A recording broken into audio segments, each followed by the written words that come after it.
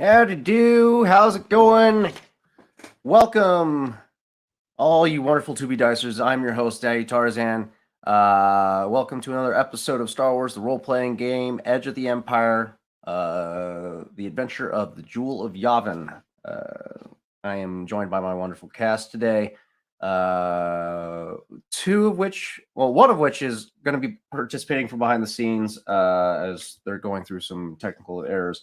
And then we are hopeful that the fourth will be joining later when they are made available.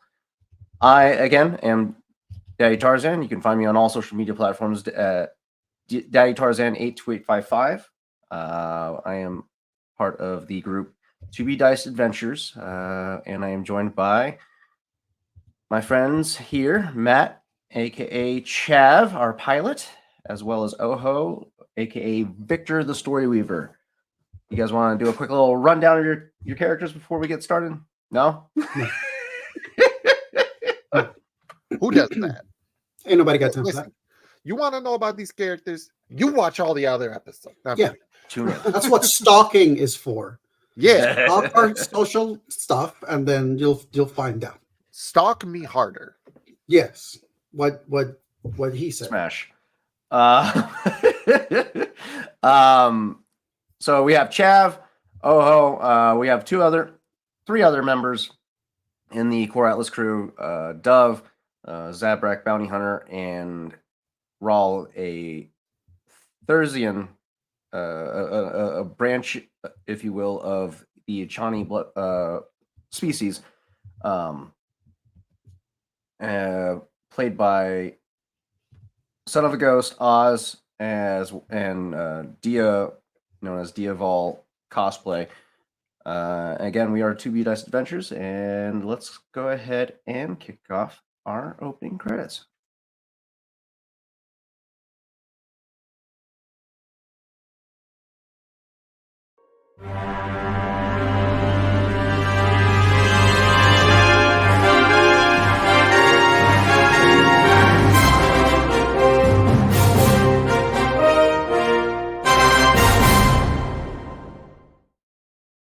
All right, like the opening stated, starting in a galaxy far, far away, our party, known as the Core Atlas crew, aboard the Nothwin Chimera, were contacted by the ISB, also known as the Imperial Security Bureau, approached with the offer of acting as a guiding hand behind the scenes of the Empire and Rebellion war that is plaguing throughout the galaxy during this time.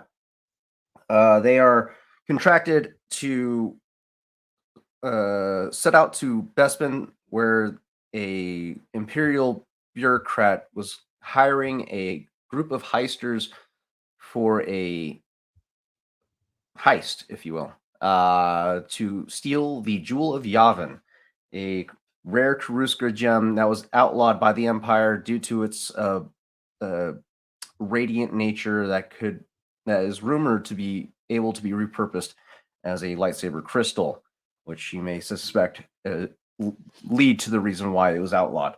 The crew made contact with Aris Shen, the daughter of Arend, and managed to snake away with Aris to make contact with the client and begin the initial stages of planning the heist. They were given a point of interest list of several members that are to be participating in a auction for this rare Karuska gem, as well as a entry point into this auction by way of winning the Cloud Car Grand Prix, a prestigious race that that caught the attention of this crew, as one of the members is very excited to participate in said race. They've done the initial legwork so far, inquiring on several members of the contacts on the POI list. They also managed to make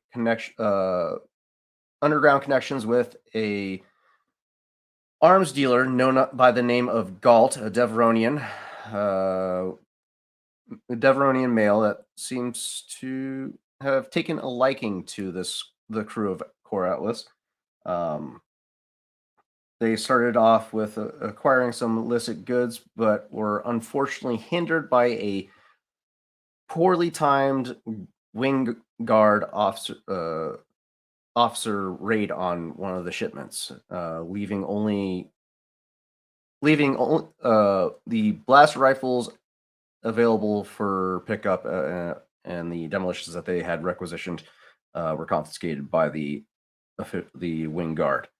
They were also directed by a head of security Defel named Gantel to seek out a slicer to help with any potential jobs should they be in the field of what's the word I'm looking for? Skullduggery. And seek out these slicers to help with setting up any potential jobs that involve hacking security equipment. They were also led to an understanding that if someone were to infiltrate the auction in the museum, they would probably do so by entering through the garbage chute at the back of the facility, as it is the least guarded. And that's where we will pick up at this moment. The party had just left for the morning. Remind me, what was the first thing that we did in the morning? Do we remember? First thing in the morning, last session? Yeah. Because you guys went down for the night hit the after. market. Oh yes, the market, and that's when you came across Mil McCure, and that's right, and we're leading Mil McCure down an alley to further inquire. Not Mil McCure. No, it was a different person. It was wait. Wasn't Mil McCure? Fahid Lithax. That's right. One of Caltho's financial advisors. That's right. Okay. So we pick back up in the alleyway. A Twi'lek male, very posh, very upscale dressed, very seemingly uncomfortable by the dreary environment that he's being led down to by our party's assassin, Oho. We actually had a bit of a conversation last session already. Right. And because I rolled low in my persuasion thing, and then I tried to leave, and then I said something else. I don't remember if that stopped him or not. Yes, he stopped his wrong guy. It's still the Twi'lek, but not for Caltho. He's for Vorse Tabrith. By Lithax. That's right. Mm-hmm. You mentioned there was something that you mentioned that stopped him.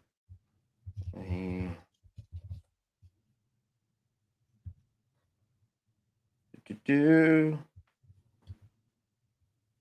mentioned help. You did talk about helping him to defect because you learned that he was trying to join Caltho. And I believe that was what we last left off was you. Yeah, I kind of brought up the thing of like, which one do you think is going to feel something, the pressure about, like, which one are you more afraid of finding out about? Yeah, that's what it was. That's right. Yeah, that's right. All right. So yeah, Oh, you currently have him in tow. He is seeming on edge at the moment, but he's kind of taking what you said to heart, and if he's gonna fight, if he's gonna be able to find a way out from under Vorce's thumb,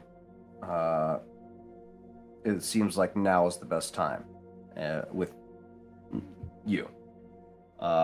He's still apprehensive, but he,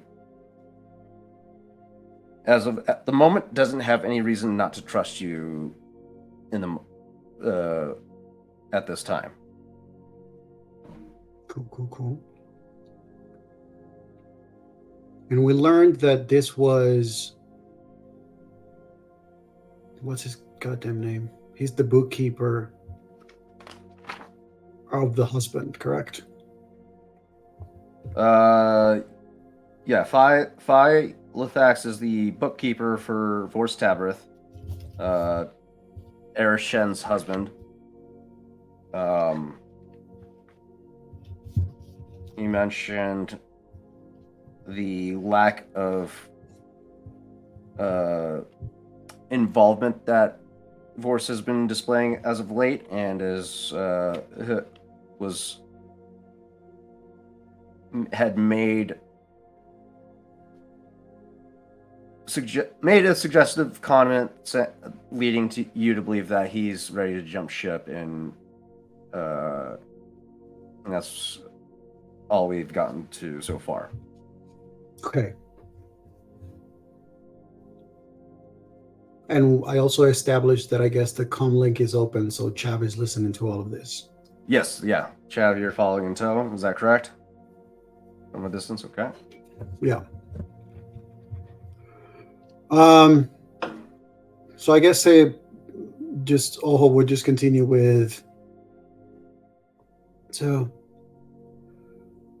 you need help joining Kaltho, the living Tabrith. The question is, what can you offer?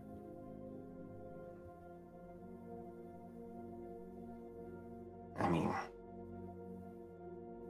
what do you need to know? I have a hand in most everything Vorse deals with. What is his weakness? His weakness? His wife. That's his weakness. Isn't it obvious?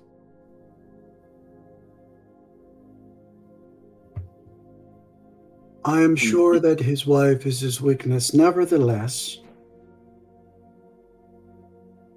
for him, in order to pursue his wife, he needs to have the influence that he has. So, what is something that could damage his ability to continue to pursue his wife?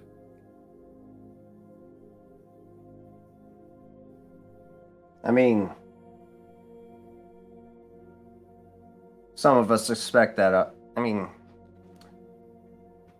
Eris comes from a long line of imperial bureaucracy, so I mean, she ain't in it for the money, clearly. But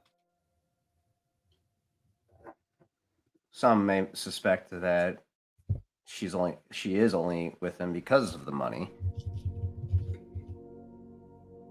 Take away his wallet, you'll take away his wife as well. You are a bookkeep. Are you familiar with the process of how will the money of the auction be passed on once the winner is set? Absolutely. And? It's being processed at a central bank in the Plaza District. Every financial transaction goes through the central bank, Skyside. When it comes to the bidding, will you be with him? I mean, hopefully not.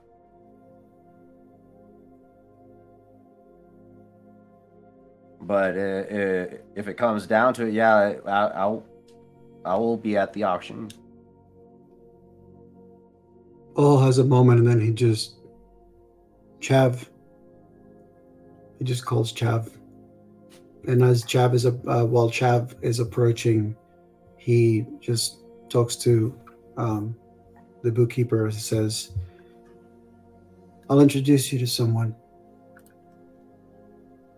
He is a great pilot. If you have a chance of getting out of the problems that you have, he'll be the one you want to count on." I'm not trying to flee the planet. I just want to jump ship, as it were, to Caltho. Can you be for certain that you won't have to, at least for a while, leave should things get bad? I mean, I'm sure with the knowledge that I have available, Caltho would be inclined to protect me. Or make sure that there are no loose ends.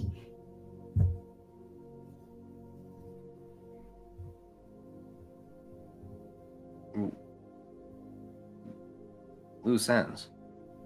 I don't know, but if you ask me, if I had someone who knew some of my most secret information and they were not to be fully trusted, and I wasn't certain of things going the right way or my way, I think I would probably find a way to make certain that that person does not speak ever again. Well, that's why I'm trying to join Caltho. He wouldn't let me come to harm with the knowledge that I have on Vorse. I guess it is a good thing that we're going to help you make sure that Vorse does not find out before Caltho does. I mean, we just got word from we just got word from our network that this rich kid Mil Makir came into an incredibly large wealth. I made mention to Vorse about a little something that he has on this kid to, probably try to get him to back out, but he couldn't be bothered to listen. He's just drunk and dolting over his wife the whole time. Do you know how much money he has, yes? Oh, yeah. So I think we have a task for you. What? I need you to tell him that you have found out how much is the wealth that the young kid is ready to bet in the auction. And I need you to make it as close as possible, as much as the money that Vorse has. I mean, Vorse, yeah, I mean, never heard of an inheritance that would put somebody's wealth as close to what Vorse is pulling in, but I mean, to be honest with you, some of his earnings have been slacking as of late due to the lack of presence from our fearless leader. But I think I could spend something. It'll probably help you if you make sure that you inform him that his wife has definitely shown quite the interest in this newfound wealth. And that perhaps, should he be able to bet over this wealth from Mikir, he might be able to retain some influence over his wife as he desires.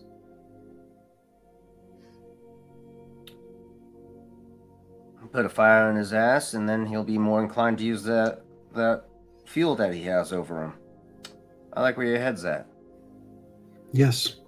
If we make sure that he bets as much of his current wealth as he can, thinking that it will help him with his wife, it'll also potentially put him in a position of being distracted enough and without leverage enough for you to be able to make it to Caltho. Without his wealth, there won't be any of his workers inclined to follow you to hut space if you need to go there, or willing to risk their lives if there is no money to be earned.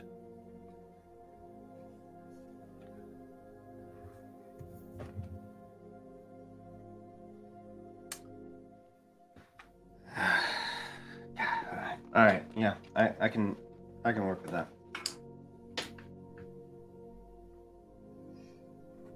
This is going to upset him, but yeah, I can work with it.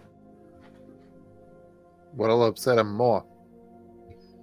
Oh, where the fuck did you come from? I was invited by that guy. Sorry, that guy. I told you, the pilot, should you need him.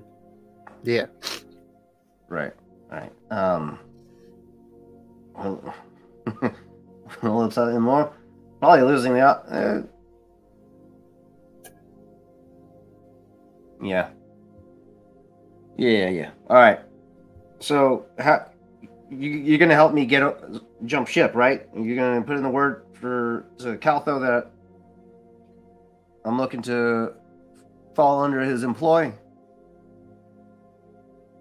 I will take your comlink information, and Chav here, he has connections in the hut space.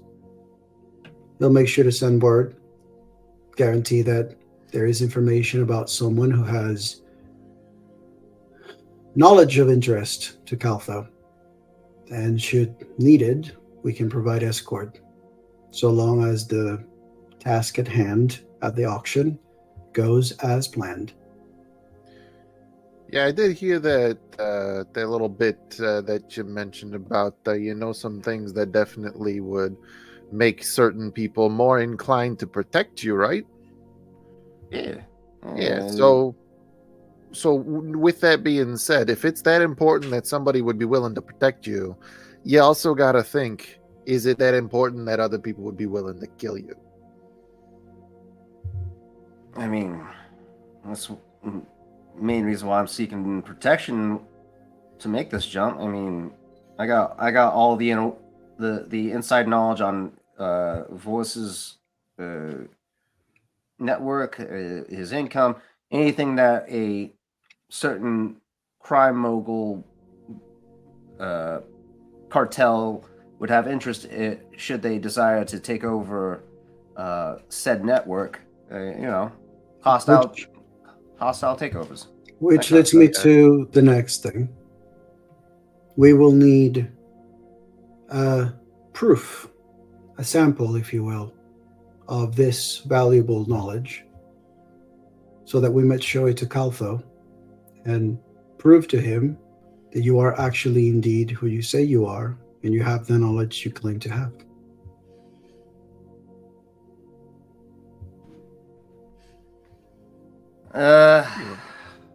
Just the standard, stuff that they go over for taxes, last 6-month earnings, and so on and so forth. Just something like that. Something that has the home address on it. Anything that you'd have to use to get, a license or anything like that. Think of it this way. You want to get to Caltho. Caltho is a busy hut. So you need to give us something that is not going to give away all your secrets and all the values and leverage you have, but enough that it will make Caltho feel interest to continue the conversation and not kill you on the spot should you show up as a traitor.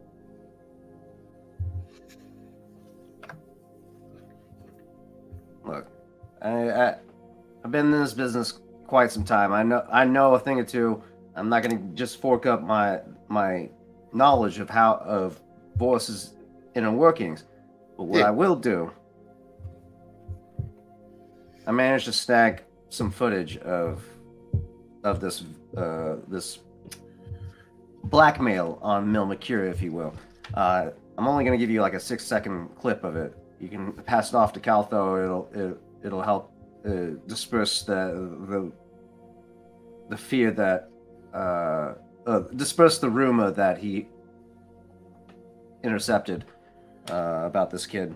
If anything, put him out of the auction entirely. Pass this clip to him. He'll want to see it, and I'll work my magic with old Vorse. So this footage, you say that has Mil Mikir being bribed? Oh no! It's way more compromising than that. Very well. But only 6 seconds worth of compromise. I have the rest. Seems fair enough. I think that thing's fair too. Oho is going to approach Vahid and sort of like offer to share with like his wrist comm to basically share comlink information, so they actually have contact. Yep. He passes or he transmits his communication ID. You guys get in sync, and then he pulls a little data spike from his breast pocket. Plugs it into his data pad and uploads the footage that he mentions. He hands it off to you. Don't just be flashing that clip around to everybody you see. This is the more eyes that get on it, the less valuable that information is going to be. So, all right. I am not the very generous type, so don't worry. Good. So if Voice finds out that I gave that information, now he gonna Rancor food, if you will. If you help us as we have suggested, by the time that the auction happens, once the auction is done, Boris will not have enough influence to get you anywhere near Rancor. I guess I'll see you after the auction. All right. One more thing. Are there any others within this city that you would think are discreet and potentially not in loyalty with Vorse? Oh, just go around asking his lieutenants. Some of them are very vocal about their disloyalty to him.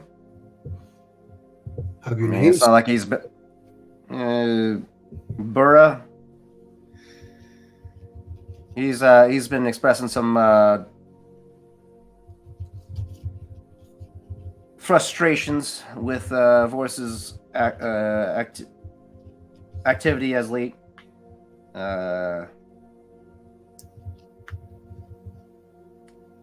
So again, some people suspect his wife isn't very loyal. A couple others, low-level bosses, if you will. Burra is the one that oversees his wife's protection when he's not around her.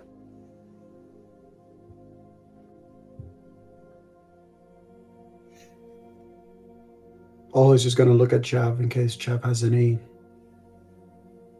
other thoughts, questions, or insight on the matter. He's just going to kind of nod as if to say, I think it covered everything. Or at least everything that he could think of with his, 1 intellect? 2 intellect. We're definitely, this is not what we're supposed to be doing, but we're working with it. We're doing what we're doing our best. Hey, the 2 intellect, that's pretty good. It's the fact that Chav has 1 presence. That's the problem. There. Faid gives a formal bow as he makes his departure. A little on edge, not like occasionally looking back, like a little worried that you might shoot him in the back. But once he breaks line of sight, he disappears into the crowd. What's your do you do from here? Okay, let me see. I'm trying to look at all the list of all the people. You got a massive list of POIs, man. I know. And I'm looking at all the people that we've covered so far. Milmikir, we got Kalfa. We haven't interacted with Kalto or Dasa, Sekrafol, or Padura. Man, we got a lot of people to talk A to. lot of goddamn people. But Especially for Chev and Ojo. I know. You don't necessarily have to interact with them. You just need to find out information on them. Right, yeah. And I mean, we did find information from some people to another, like this guy Fahid. Wait, no, we do have information of Post Padura. Never mind. Rapid technology firm visits a cantina in Port Town, reciting tale of woe. Yeah, Post Padura is the kid that we talked to in the cantina. Yeah. Okay. That was so we have that. The heartbroken drunk. Heartbroken drunk, which was the professor, was the student of Milmikir. Milmikir and Shreya Ardasa. Right. Wait, Shreya Ardasa is the wife, the one that we met? No. Shreya Ardasa is a Toragruda woman. She was the love interest of Milmikir way back when. But Milmikir wanted her to leave her career behind and just be a housewife, which she didn't approve of. So that relationship broke up while they were both professors at the university that Pospodura is a student at. Learning of this breakup, Pospodura pursued Shreya in an attempt to win her over. Right. And found himself here. With falsified credentials. The false credentials and the money from the grant. Right. I honestly my biggest interest is the goddamn Eliza. I just wanna fucking find that old lady. But I don't think we weren't able to get more information. Let's see. Say credit call out the HUD has taken Kalfa has caught an interest. Yeah. Believe she came from Farshada. Narshada. Oh, Narshada. Sorry. It's probably the correction. Right. You're good. You're good. All right. So I guess, I mean, if you have. No, I was just going to ask if you guys got anything that you want to hit while you're down here, or you guys moving topside. I would say Ojo probably turns to Chav as he goes. So how inclined are you to make connections with the hut?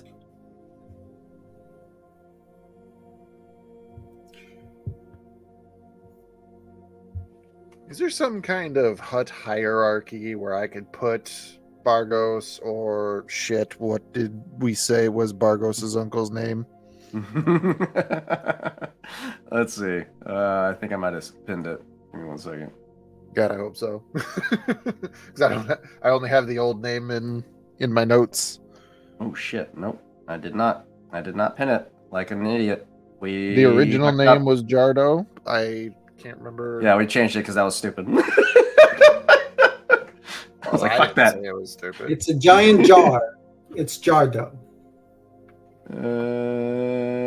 Zavrik. What was it? Zavrik. I will pin it. I will pin it now. Zavrik. Oh, that's right.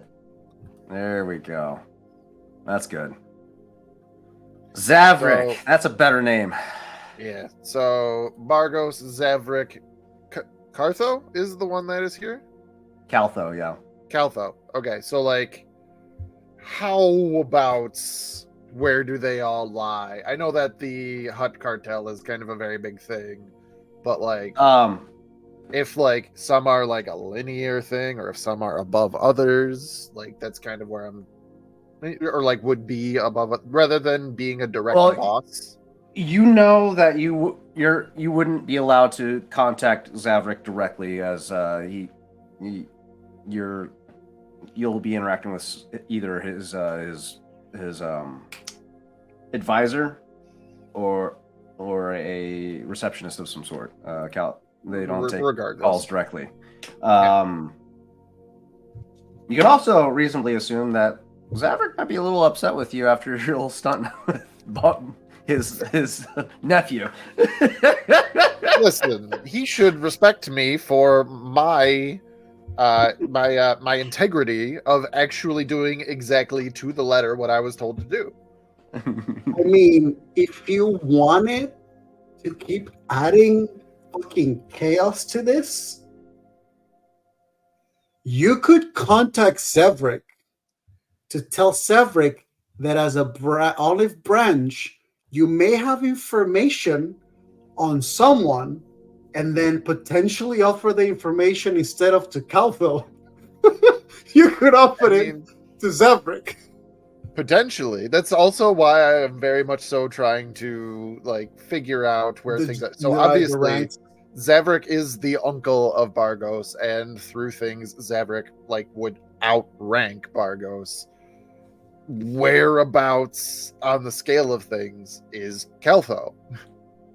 Bargos level, Zavrik level. Narshada is known as the is in Huttese is the jewel of the Hutt's jewel, or something so along that line. I can't remember the exact translation, but it has some in Huttese. It's the jewel of something. Typically, the core world that the Hutt cartel operates from. So you get a reasonable suspicion that Caltho's one of the top hierarchy in the cartels. So more than Zavrik? Good possibility, because we haven't established where Zavrik operates. True. Okay, so but I mean, okay, I'll chance it. Could I make a what is it called? Oh, we didn't roll our first die. Oh yeah, let's go ahead and roll our fucking destiny points today. Yeah, let's do that first. Let's see what chaos awaits us, everybody. We all roll one force die, right? Yeah, one force die. Do we each want to roll two? Like, well, Dia might be able to still roll. We'll see if she can roll her die. Dia, can you roll good? Can you roll good though? This is true. Can you roll good? To manipulate the RPG sessions, and then for the jewel of Yavin. Oh, go ahead. You can roll for Rawl as well, so you can roll 2 die. Force token. Yeah, force die. The white one. Force die. Yeah, 2 of them. Okay. I'm gonna roll them separately just to add to the. Oh my god, chat. Yeah, you're welcome. Okay. Hey. Okay. Hey. Ooh. Hey. Oh. Let's go. You got 6. Snap. Was that 6? Light side, 1 dark. You're welcome, Tarzan. Complete opposite this time. All right. I got you, buddy. I feel like the dice know that we're gonna need the help if it's only just the 2 of us right now. They'd be like, "You're gonna do another gift shop. You're gonna need all the light dice you can get." So now that we have this insatiable bank of light side tokens, could I perhaps roll an underworld check to try to figure out what I would know? Like, if I could see if Zavrik would be on par, above, or below Caltho, based off of things that I have heard. I will also say another possibility that we can do, if we do reach Caltho and we learn from them directly where they may stand, we could potentially use us giving them this like source of information as a way to have Caltho put in a word for us. with Vargos. So we could make Not this Vargos. work. Vargos is Yeah, sorry, with Severick. So we could still make it work, regardless of who we give it to. We could attempt. Yeah, we can figure something out. Yeah. Or we can Whether just or not kill this them all. guy's going to be happy about us, like, oh, so did you give that to Caltho? No. We got something better. What do you mean you got something better? Just trust me. Trust me. It's going to be a good time. Yeah. It's just All right. So what are we trying to do? A underworld check, if I could. I believe that would be thematically appropriate. What are you trying to learn? Try to gauge, from what I know, like a little bit of a better understanding of Zavrick's position in comparison to Caltho. Okay. To figure out if this would be a good idea Okay. to consider Zavrick rather than Caltho. Gotcha. Okie dokie. Yeah. Smoky. I'll make that a easy check with your connections. You have one threat to beat.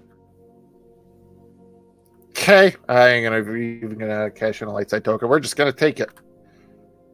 Yeah. You cancel out the threat, and you have a success. With your experience with the Hut Cartel, Zavrick is probably the Hut Cartel doesn't necessarily have a hierarchy per se, but it operates based off of the power of influence that you have. The larger planet that you control, the more power that you're going to have.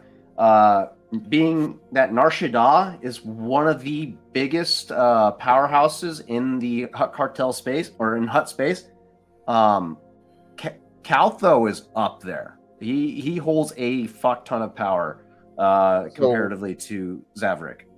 So potentially then, Victor, Caltho might be the better play to patch things up with Zavrick. Yeah.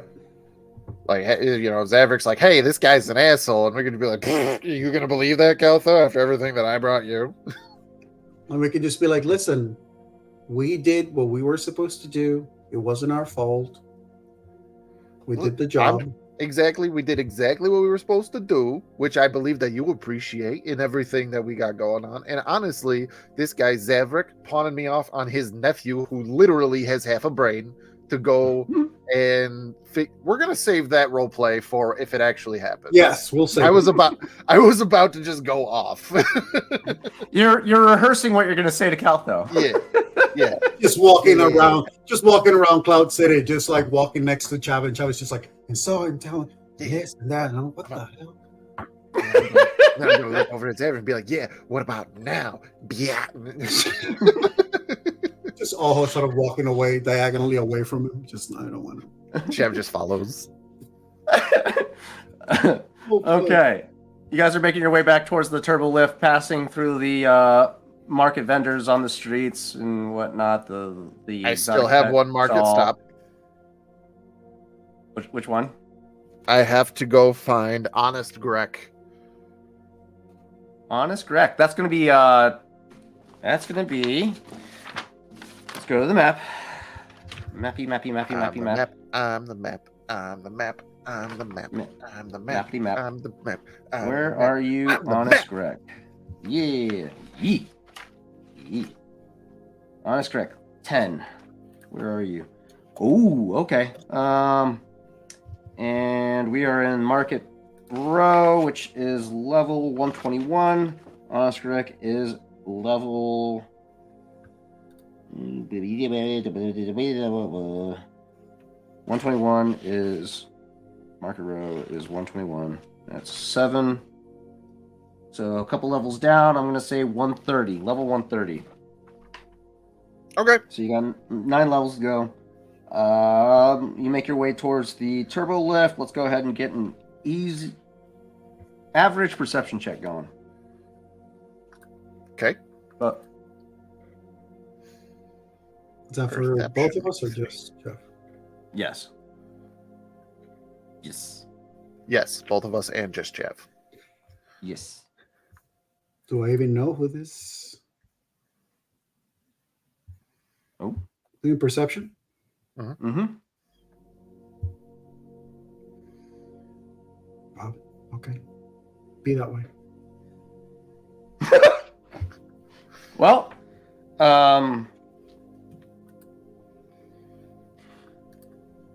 Chav, you were given a not only were you and the crew were given a POI list of people that you were sent to investigate. You were also given a little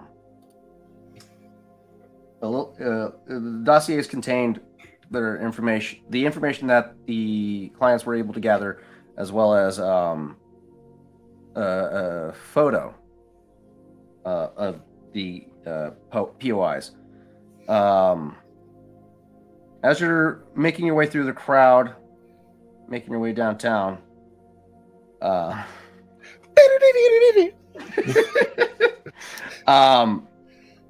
something catches your eye. A blue dress with a hood drawn up, very out of place, very elegant, but somewhat regal, and a hunched over posture, and they're currently at a vendor right now, squabbling with them, and she makes a slight turn, and you catch the side profile of her face.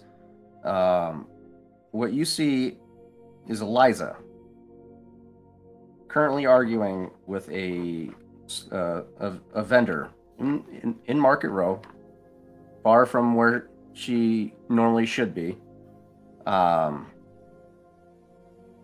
Do you point this out to or are you taking notice by yourself, or? Chev's just, like you said, like something catches his eyes, just kind of like thinking, this isn't Chev's strong suit at all. So the fact that this has happened is actually like mind-boggling to everybody. So he's just like, kind of like wandering around looking things, like pointing things out, annoying, and just kind of like looks and goes, hey, hey. I love it. Ho has been like staring at you the whole time while you're like, hey. He's already like, he's been looking at you since the beginning. It's just like, why do you keep calling my name? I'm looking at you. Just doing the tap on the shoulder the entire time. And I'm literally just the two of you look over discreetly and points. You spot Eliza. She's in this blue elegant dress, gloves up to the wrist, a little leather vestment, and dress shoes, and a little shawl that drawn over the head. She is currently arguing with a vendor, but as she turns to gesture towards an item, you get a look at her face, and you just see this this deranged or lucid look in her eyes, as if this person's kind of on autopilot, and she is berating this poor vendor, and as she does, the two of you watch as her eyes seem to fall on you, and her posture kind of changes slowly, and you get a sense of cognitive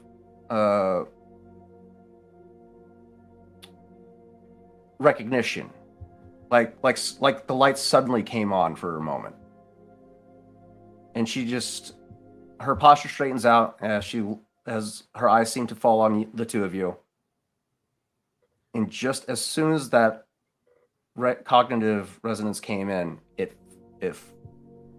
fleeting, and her eye bulges out. The left eye squints harshly, and you just hear, "How much for the chlor slug vial? I want the chlor slug vial."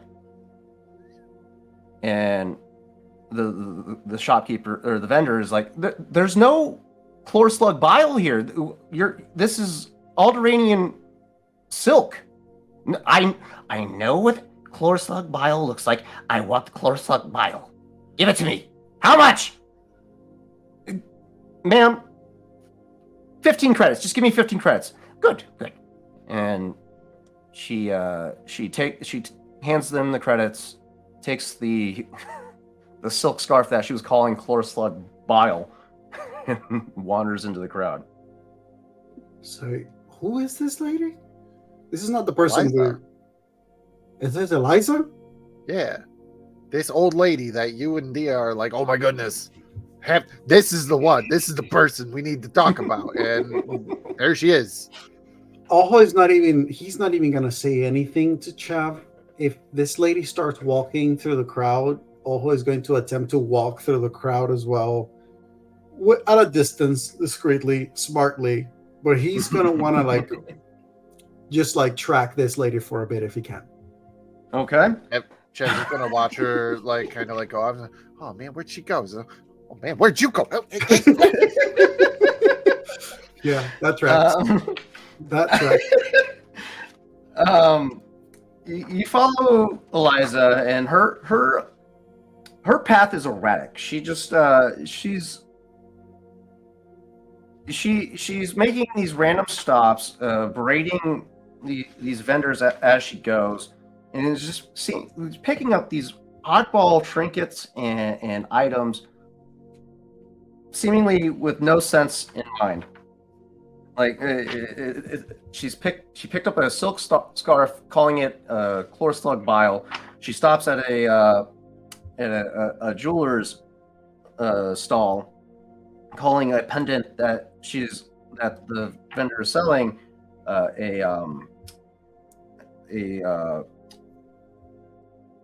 what does she call it? She calls it a kyber crystal for some reason, and he's like, it's a medallion. It's not a kyber crystal. You can't even find those anymore. She's like, I don't care. Give me the kyber crystal. And she buys that as well. And she's just, nothing she's doing is making sense. And the more that you observe her, the more the dossier that you got on her is starting to make sense. Like, no one knows how she's got the wealth that she has.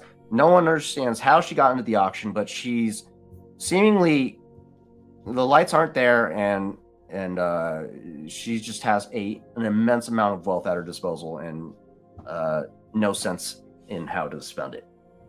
Would Ojo, being an Akani, be able to tell whether or not the behavior that is erratic is actually truthful or is an act?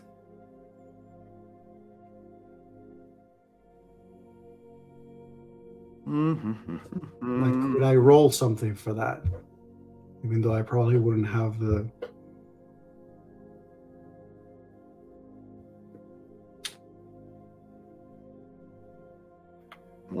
Honestly, Chav would be interested in this as well. So, if I could boost Dia or the other way around, depending on what the check is. Yeah, give me 1 second. Time's up. Too late. Let me pull up her character sheet real quick. Yeah, you can copy paste and share it with us if you want. We'll keep it safe for you. Absolutely. Yeah. We got to learn the mechanics as well. So if you could just let us see what that looks like, just pass that over, just for research purposes. Right. Totes. Absolutely. There she is. Okay. All right. Eliza, let's take a look at your sheet. Let's, you know what? Just share it, share the video, share the whole thing. Mm-hmm. Absolutely. Okay.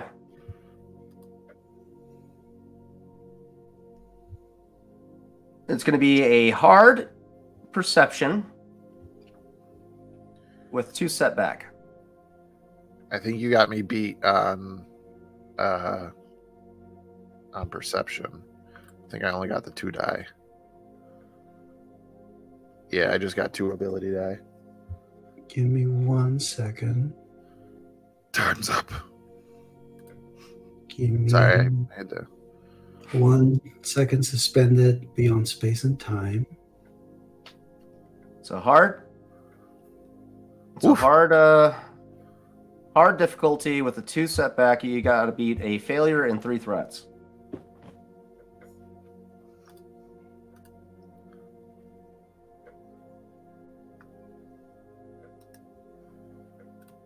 Do I have? No, I don't. Okay. Victor, do the perception. Take my boost die and pop a light side token. If he's going this hard, actually, we gotta go no, real hard. It's not a perception. It's a vigilance. Is it vigilance? Vigilance or cool? I think is the one that you can Cool. understand somebody's behavior. Give me 1 second.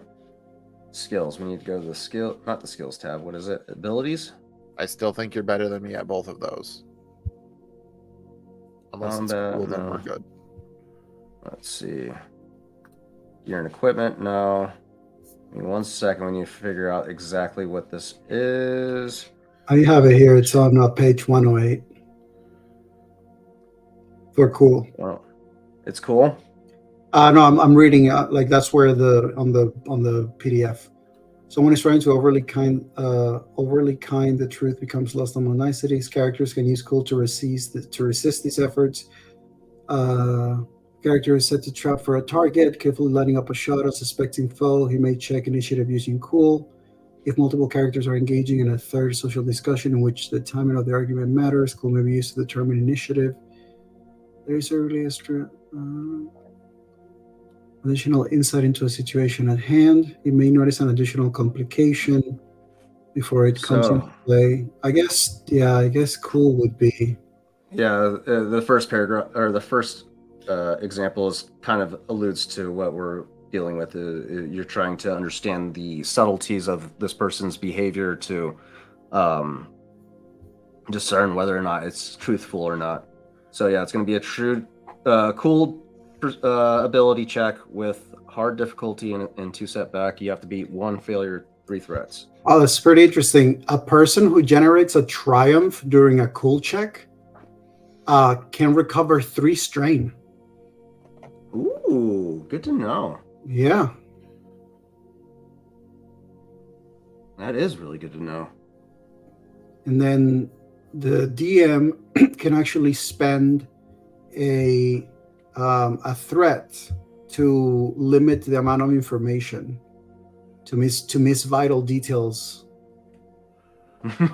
Exactly why it's a cool check. All right, cool. That's awesome.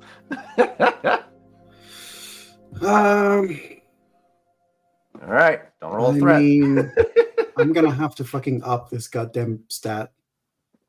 Or despair, I mean.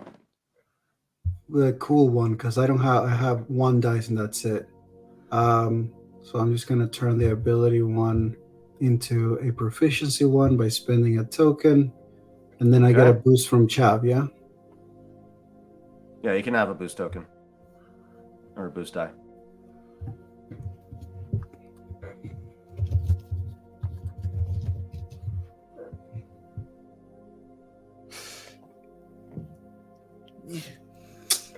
I mean, yeah, there was no way of me getting more than 1 success, so technically speaking. Oh no, proficiency die gives you multiple successes. Oh. So there was a chance, but you didn't get it, unfortunately. So yeah, you observe Eliza for a minute, and even with your nature, this behavior that she's displaying is erratic and not conducive to somebody that's faking it. The only way that somebody would be able to have this level or maintain this level of discipline in an act like this would be somebody with an extreme, like, would be like a Jedi master, they would have to be in order to pull off this type of deception in front of you, especially with your nature. I'm going to say that still Oho is going to attempt to follow discreetly, and at the same time, Oho is actually going to take note of the things that she's asking from the vendors. Okay. So whatever are the things that she's asking, I want to make a mental list of them just to see if I can later down the road there may be a connection. So far, she's picked up a silk scarf, calling it a chlorslug bile. She's picked up a amulet, calling it a kyber crystal, and she's now currently at a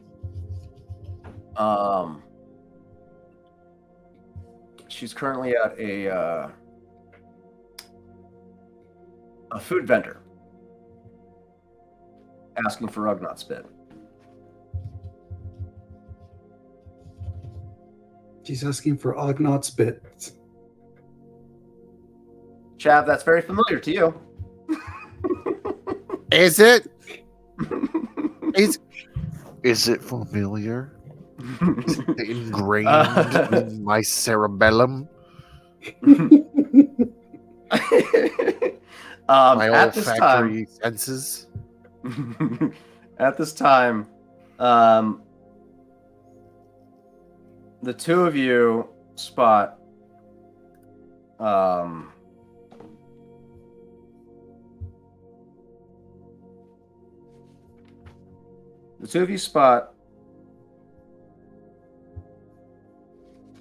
what's his party consist of? 1 second. It's a party? It's a party. His aunt. It's more. Actually, you guys spot two Gamorreans walking up to Eliza. Do we now? Do we now?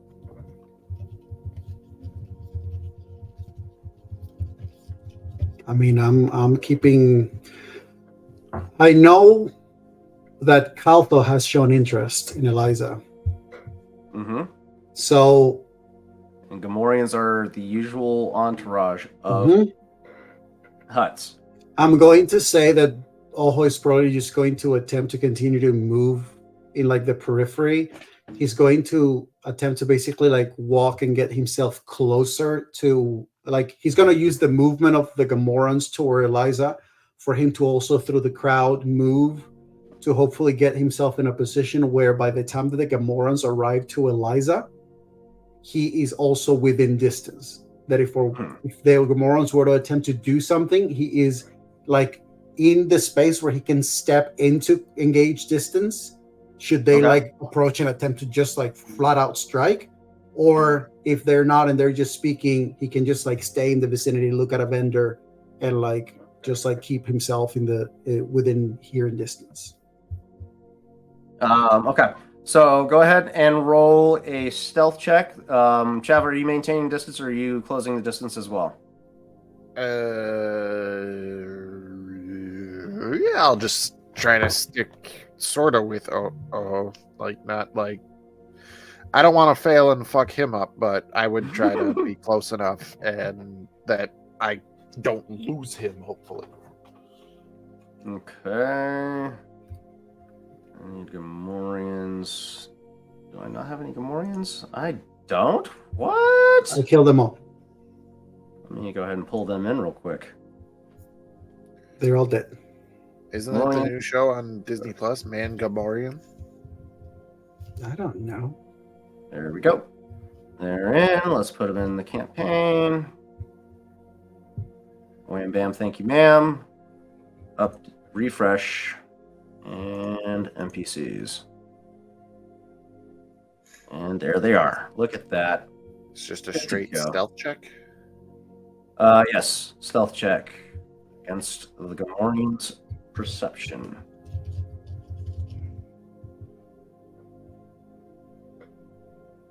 Which won't be hard to beat. Did you roll it?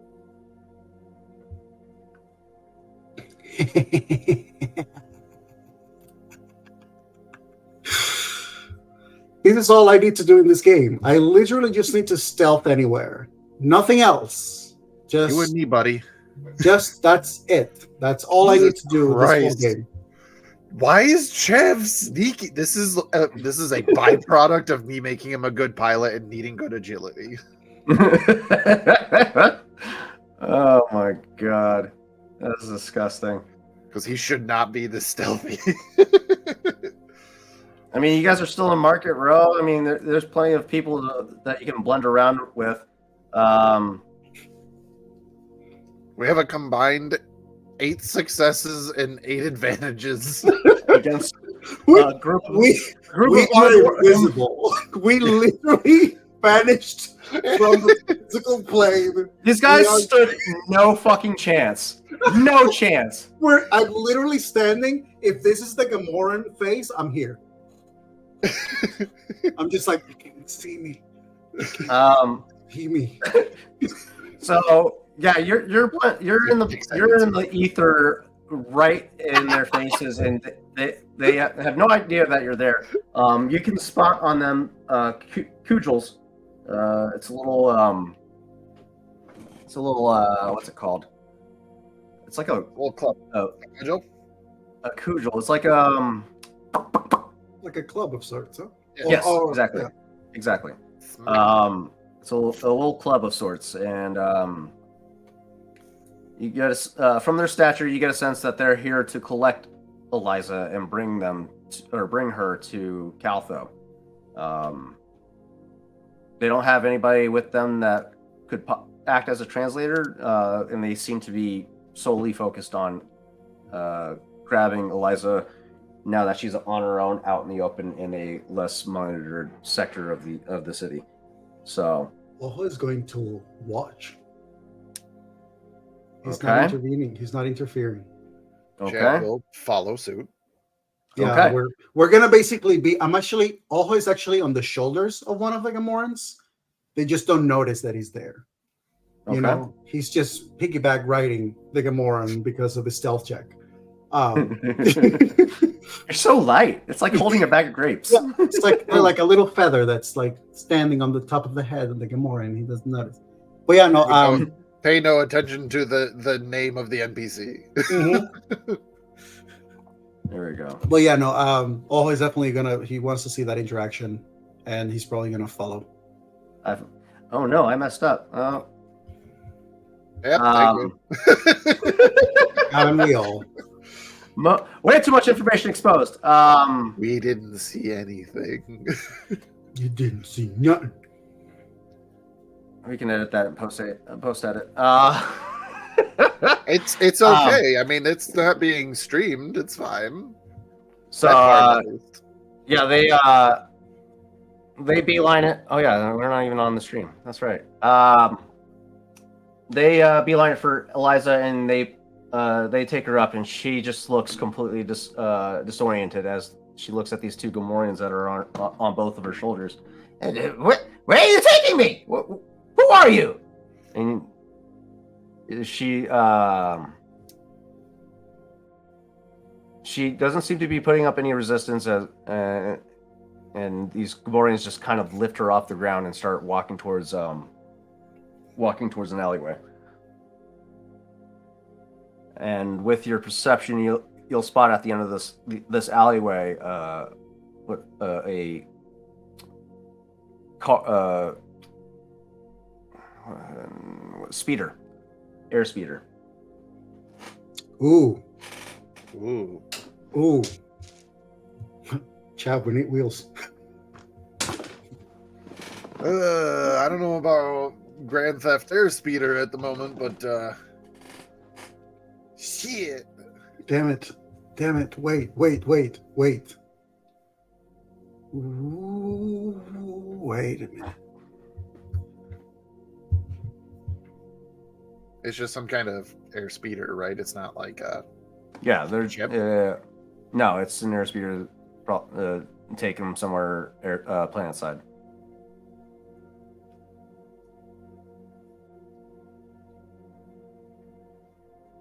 Damn it, I lost the goddamn. There we go.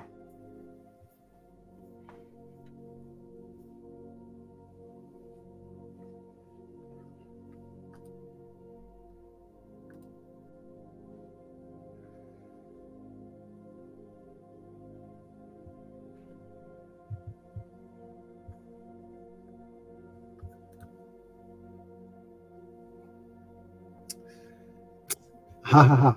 How are we going to do this? Now, Sir DM. Yep. This is an item that I've been wanting to purchase, and I couldn't find the tag for it. But it's definitely something that Oho would have attempted to purchase, whatever first attempt of purchases he would have had. I think you mentioned that currently it's a -2 on rarity where we are. -1. -1. So Yeah. would a rarity item of 3 would have been how hard would have been able for Oho to obtain something with a rarity 3? What item is this? This is called a surveillance tagger. Oh yeah, you could have gotten that, no problem. Perfect. We could have gotten that either with Galt or at any hardware store here in the market row. Great. I'm gonna say that probably he bought like 4 of those or something. They're cheap for what the money that he has. 7,000 of them. I'm gonna say, yeah, let's go. Listen, you know what? We bought 100 of those, and I have a necklace made out of them. I don't want to get lost. Yeah, we don't. That way, it's the best thing. I'll figure out how many I bought total, but I definitely something that Oho being Oho would have as one of his things. Shirt. I can share the link for you. No, I know exactly what it is. I'm Okay. just seeing if I have it on my GM screen. Okay, so the question is, with the stealth check that we just did, what would I need to roll? Oh, okay. I basically want Oho to walk past one of the Gamorreans and lightly stumble as he just, excuse me, and he puts a tag on the back of a Gamorrean, or sneak it into either a pocket, pouch, or anything on potentially the back side of his body to tag him with it. Okay. Slip it in his loincloth. Girdle. If you will, yes. All right.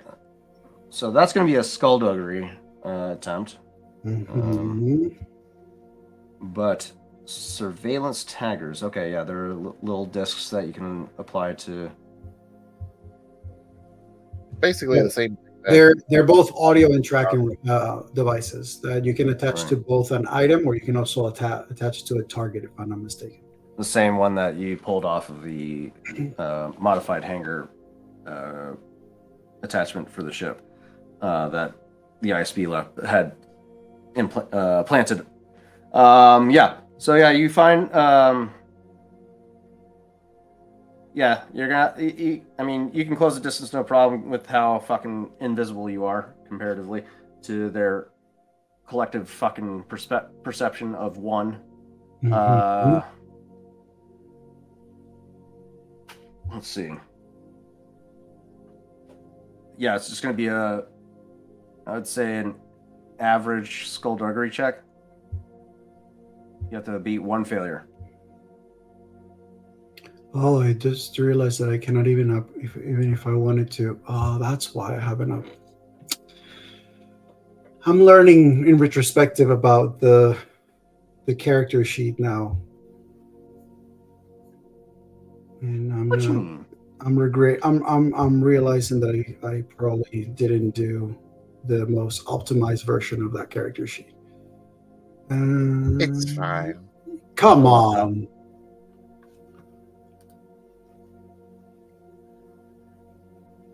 I'm gonna cast a light die. The post retroactively upgrade the second ability die. Yeah. I'll allow it. Go ahead and roll another proficiency die. Wow. Okay. Never mind then. Fuck. I'll just go and just eat my own goddamn trackers. Like, I'll just chew on them like crackers. Why don't we?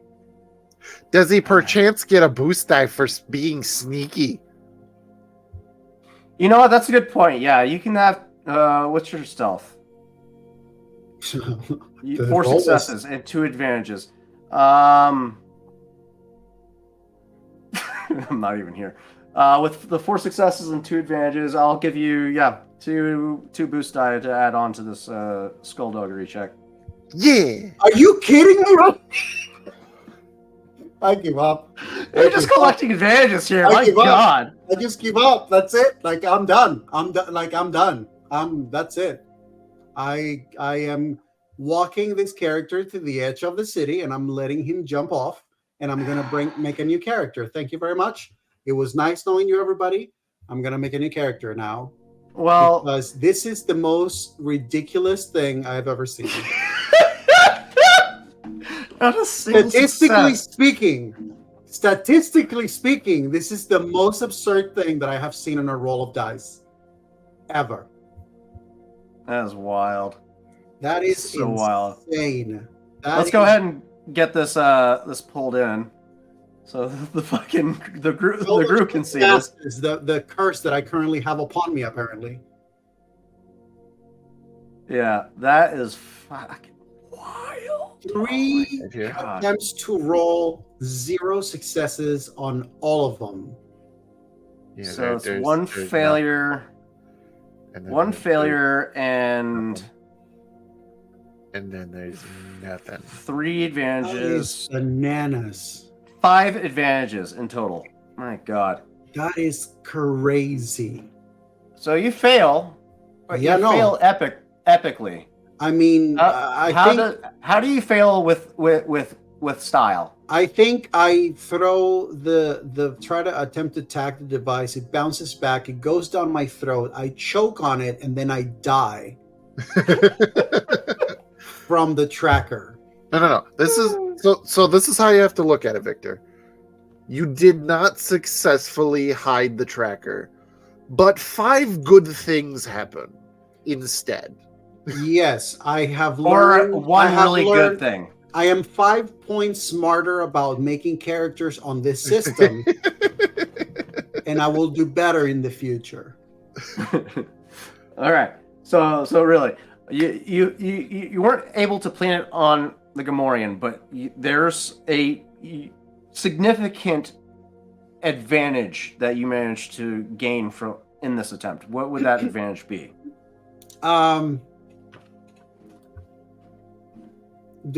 Maybe like the fact that I'm able to walk past them, ahead of them, without raising their attention. And if that were to be the case, potentially he could attempt to tag the vehicle that they're moving toward as he's walking past it with the magnetic thing of the trackers. I'll allow that. You try to place it, but you can't find like an easy spot for it to be hidden. The cudgel, you aim for the cudgel to try and to slip it under the holster there. It's bouncing around too much. You try to find like an easy spot to tuck it in the waist belt. His fat rolls are just sloshing all over the place, and you can't find like a big enough window to slide this tracker into. He's equipped with a muffin top of defense. Exactly. And you continue to try, and it's just not working out. And then you spot the vehicle. Miraculously, you're side by side by this motherfucker, and he's not taking a notice to you trying to put something on him. So, in a last-ditch effort, you hasten your pace, get up ahead of them, and pass by the vehicle, and you plant the surveillance tracker on the vehicle itself. I like it. Yeah, I'm gonna say that's what happened. It was basically like he's walking, looking, scanning, trying to see if he can spot it in any of the positions of the two of them. Notices that he doesn't see a good spot that may not potentially be noticed by the other, or may not fall off during the journey. And so he just kind of like moves as he attempts it, sort of fails, manages to like the device sort of slips off his hand and is about to fall. He manages to catch it midair as he walks past the two Gamorreans ahead of them with the crowd. And he just keeps walking, puts his body between the Gamorreans walking toward the vehicle and the vehicle so they don't see his front side. And as he's going to turn to the side, he sort of makes that little flick that just has the magnetic thing just go and this attached to it on the side. Shuriken! Yeah. And so he's like, it's a very casual sort of like, it's a very like light toss like he does. And then he turns the corner and just basically reaches to an area, leans against the wall, and just sort of like pretends that he's just chilling there. Okay. All right. Yeah, you see, you managed to plant this, and the Gamorreans bring Eliza to the airspeeder. She's, again, not putting up like a physical fight, but she's berating them in the ears, like screaming, "Who are you? What do you think you're doing? I'll have your hide for bacon! Unhand me!" Damn. Wow. And they toss her into the vehicle, slam the door shut, and the vehicle speeds off, and the Gamorreans walk off on their own. The speeder begins to ascend rapidly up towards the Plaza District. From what you're able to observe on the ground and the trajectory of the surveillance tracker, it's heading to the Plaza District up top. Okay, now these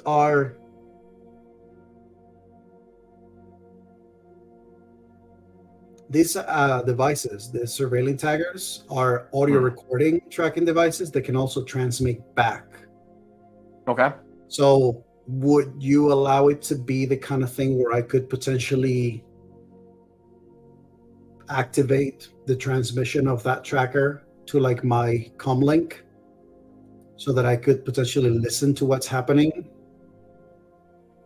I would say, yeah, you could have tossed the tracker inside the vehicle because they would have had the door propped open in order to easily get her in without having to release their grip until the last second. So yeah, you walk by, toss the tracker in, clicks in place, and yeah, you can hear you can hear everything that's going on inside the cab of this speeder. Great.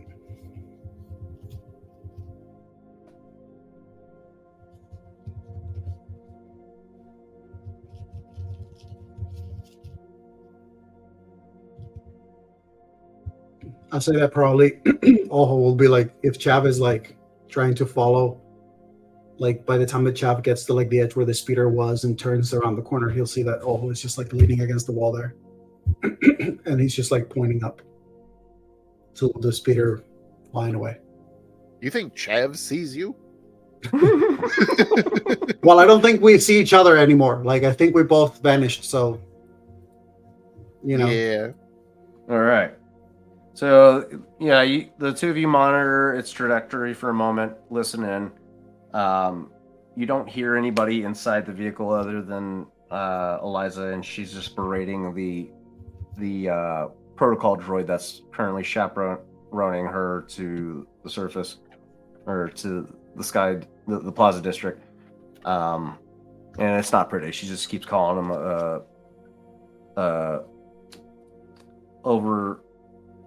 an over glorified keyboard, just all sorts of derogatory language towards the droid that's piloting, and just would there be cabs that we could take to go to the district from where we are? None that would go up like that, like the speeder car does. That there's droid drawn carriages that will take you to turbo lifts that you can get to, Actually, 1 second. We are in the market district. Let me check the map real quick. They might say otherwise. Market district. Market row. Floating home platform. 7 kilometers long, over 100 meters wide. This corridor apparently used to be once used to fly remote operated droids and small maintenance craft. Blah, blah, blah. It plays host to an ever-shifting variety of market stalls, food carts, and illegally parked starships plying their wares. The interior terminus of Market Row sealed a massive hatch. Pilots of... Okay, yeah. You can find other... you can find cabs in this district, but they're very slow moving because of how narrow the passageway is. Gotcha. But once they start ascending once they get out of the corridor and out into the open air, they can ascend at normal speed. So I'll probably communicate with Chav to rendezvous at my location, look for a cab, and just get the cab and just sort of like ask them to take us to the Plaza District as well, while I'm keeping track of the movement of the tracker. All right. Yeah, you get to the two of you link up, hail a cab. No problem. You monitor the route of the speeder, and it comes to a stop up top in the Plaza District at the according to your map, the Yarth Bespin, a prestigious hotel. Very prestigious hotel. This place runs about 400 credits per night. So this is like the wealthiest spot to be in the entire city.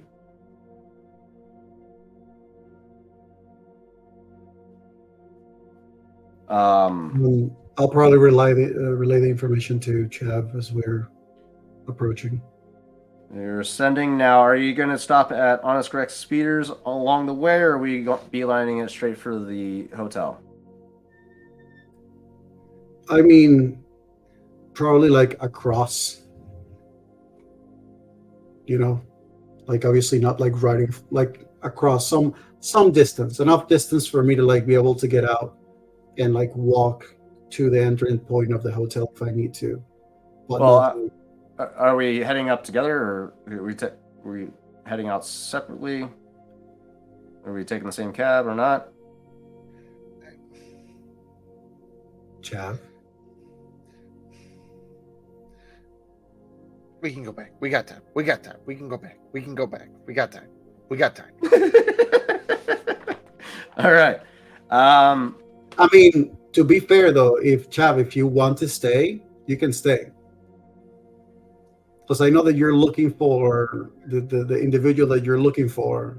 Ojo just has a very, very intense curiosity with this old mysterious lady. Well, this is a person that we're supposed to be investigating, or at least in one way, shape, or form, and they were just apprehended. We think by another person that we're supposed to be investigating. So, I mean, like, am I to assume that potentially this is a life or death situation to somebody that we're supposed to be looking at? Because who knows? As opposed to, I need to stop in this store and buy a G suit so that when we race tomorrow, we have an easier time. I mean, to be fair, we do as want well to as make be a sure. fanboy. To be fair, we do need to make sure that you have whatever you need for the race. quite literally of everything that I wanted that I was allowed to get. I am missing one G suit because Ooh. I bought one. Speaking of which, The other what? we're gonna have Galt run his his check on the items that he can find and stuff. Yes, sir. And also, Chav, you're welcome to Oho could have easily relayed the information through the comlink. If he disappeared, then you were following too, and then suddenly you saw the Gamorreans are there, but there's no Oho anymore, no lady, no speeder. You're where the hell? And Oho could potentially rely to you, I'm going to the Plaza District. Seems to be moving to the what's the name? Yard Vesper Hotel. The Yarth Bespin Hotel, yeah. Yeah. There's also the meta thing that this group is notorious for splitting the party. And are you telling me we can't keep it together if there's two? No. No. Oho and Raul are literally siblings, and they won't stay together at all. If those I don't think that that's a good idea for Oho, though, because Oho's the sneaky one, and Raul, I mean, you don't want to go getting caught with somebody who has that many enemies. I mean, let's be honest. This is true. This is just that's why even despite the relationship, I keep a distance. Well, Galt had a good day today. Oh.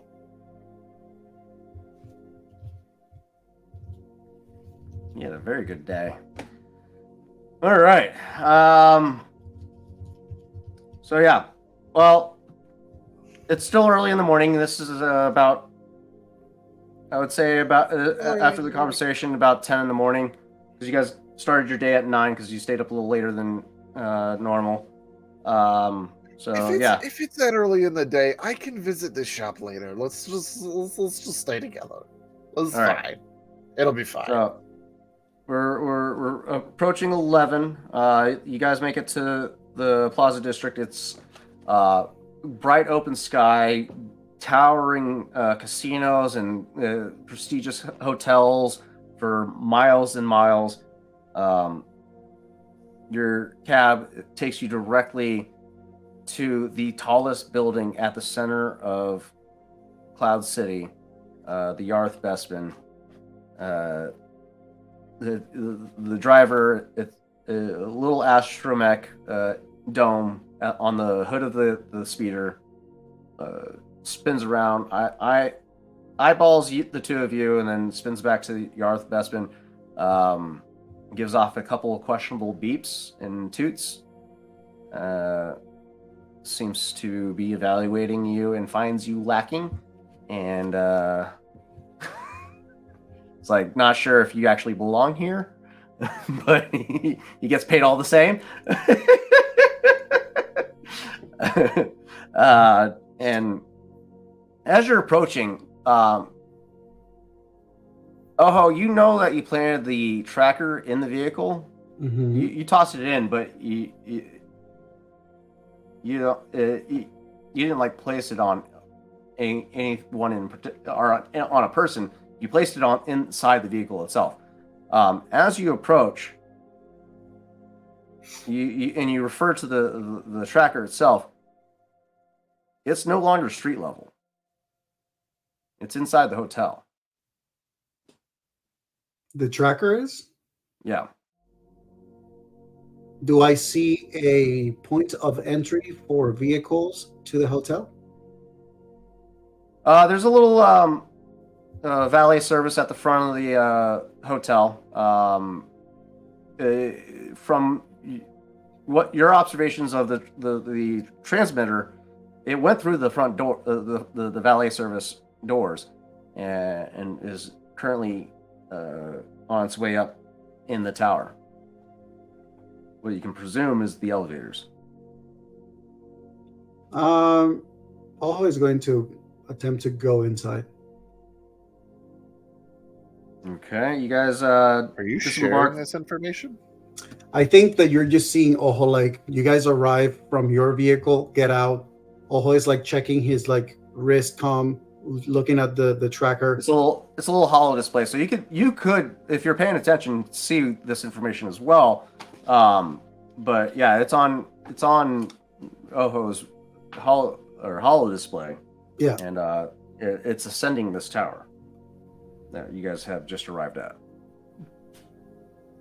how So- would the hollow display be accurate enough for me to get a sense of like the floor once it stops? Would I be able to like be like once it stops at a certain level of ascending? Would I be able to like be like, okay, based on like you're not gonna get like an exact floor level, but you'll get a rough idea. I mean, it's yeah. If it's already ascending in what I presume is an elevator, that I'm probably going to just tell Chav, stay close, stay separate. And then you just see him walk toward the door. Hey, is that your tracker going up the building? Yes. I mean, I'm no hotel expert, but I don't think that speeders go inside the hotel. You want to cut that feed? Because it sounds like they found your shit.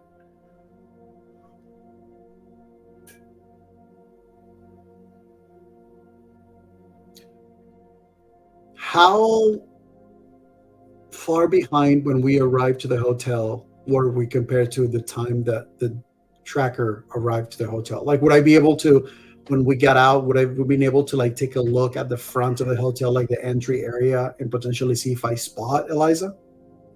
You guys were at least a 10-minute delay. So by the time you arrived, Eliza was already ascending the tower. By this point, at the front, at the valet service doors, it stopped.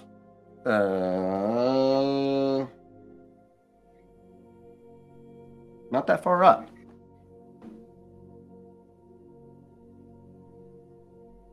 Or do they have like an internal garage for... Well, if there's a valet, is it the kind of thing where like they have different like levels where they can storage cars? Not at the front entryway. No, this is just where they get picked up and dropped off at, and their cars get parked off somewhere else, or speeders. Yeah, true. Yeah, so like, there's no way that speeder is inside this hotel. Do you switch over to audio? Yes. I'm probably leading Chav to like a corner somewhere, so we're not like just standing out in the On the open with yeah, I'm open with the middle of the goddamn street, obviously. surveillance equipment. Yeah, exactly. So Hey, no mind to the man behind the curtain. Nothing to see here. The two of you peel off before entering the casino, or are you doing this inside the casino? No, I'm doing this outside first. Okay. You guys peel off to the side of the casino.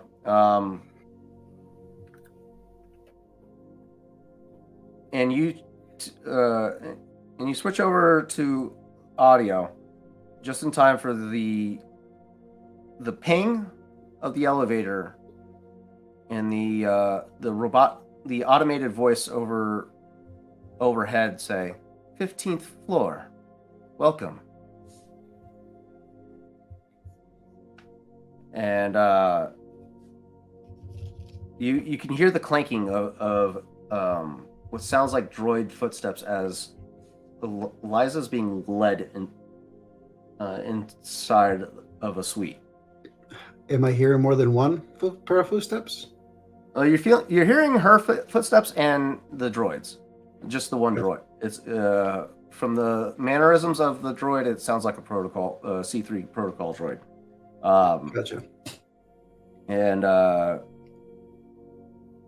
you can hear a booming voice in the background.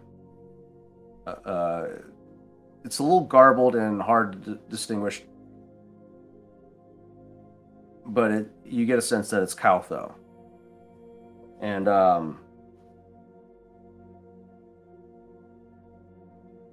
Eliza is already like hot out the gate, just berating him. Oh, what do you think you're doing? I was shopping for very important trinkets and components. I have a busy schedule today. Mud bath, Hutty's mud bath at 2. I have my dinner date with my Cath Hound at 5, and it's just she just seems to be rambling, and you can hear other voices in the background talking with Caltho as they are observing this woman just go off on a tangent, like an incoherent or incomprehensible tangent of her day-to-day plans, and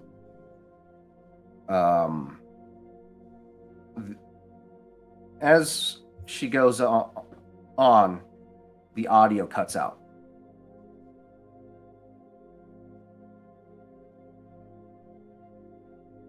Is the tracker still active if I swap to just the tracking, or is it gone? It's gone. Ojo is going to... His response is very like instinctive, and he just tells Chav, stay on comms. And very quickly, Ojo removes the big cloak and hood that he's been carrying this whole time, revealing that he's wearing the really fancy outfit that he bought when Raul and everybody else went shopping, the black outfit that he bought, that it's sort of like kimono-esque, so like he can blend in on the high areas. And he just takes the robes and everything, hands it to Chav, and then heads for the door. What am I, a fucking assistant? All right. And Ojo just like, as he's walking away, he just says, find a ride. Find a what kind of... What? So like, is it?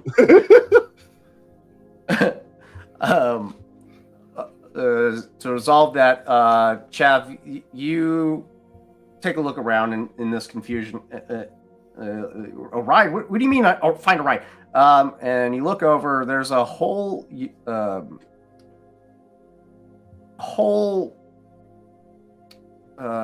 parking structure off to the east of this. East. We'll call it east of the tower. Several level. Steal a speeder from the fancy part of town. Oh man! Oh! You're welcome. We don't need this kind of heat the day before the race. Listen, you need to practice your driving skills anyway, so might as well. Excuse you, bitch? Yeah, I mean, you're probably a little rusty. You're probably a little rusty right now, just flying big ships all this time. They're about to be rusty and then give you a tetanus when I put my fucking foot in your ass. You make your way. Catch it first. Yeah. You make your way inside. Immediately, you're greeted by the sight of this massive casino at the very entrance of this hotel, Paradise Casino. Very alluring lights and displays all over the place. You can hear the sounds of slots chiming, and the cheers and elations of patrons inside this casino, winning and losing and enjoying the merriment of each other. You make your way past through this casino to the reception, and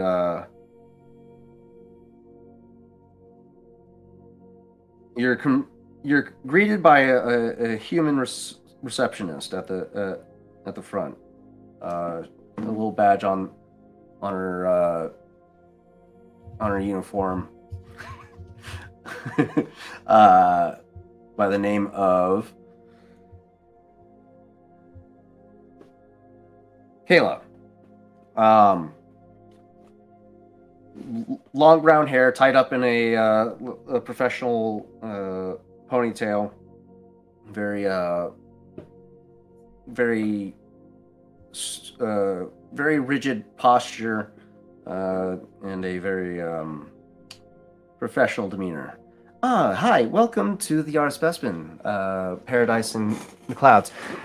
Do you have a reservation this evening? No, I would like to book a room.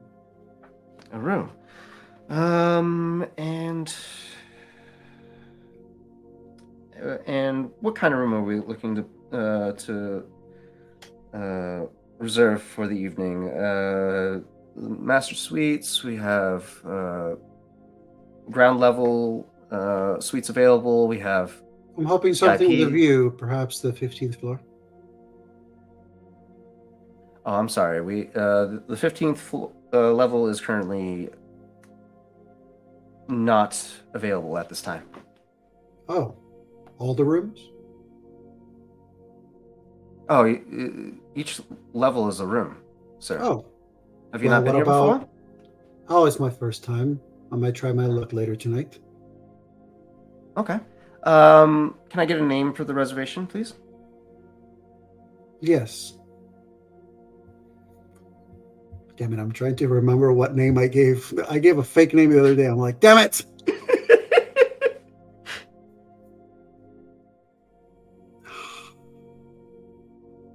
I probably lost it.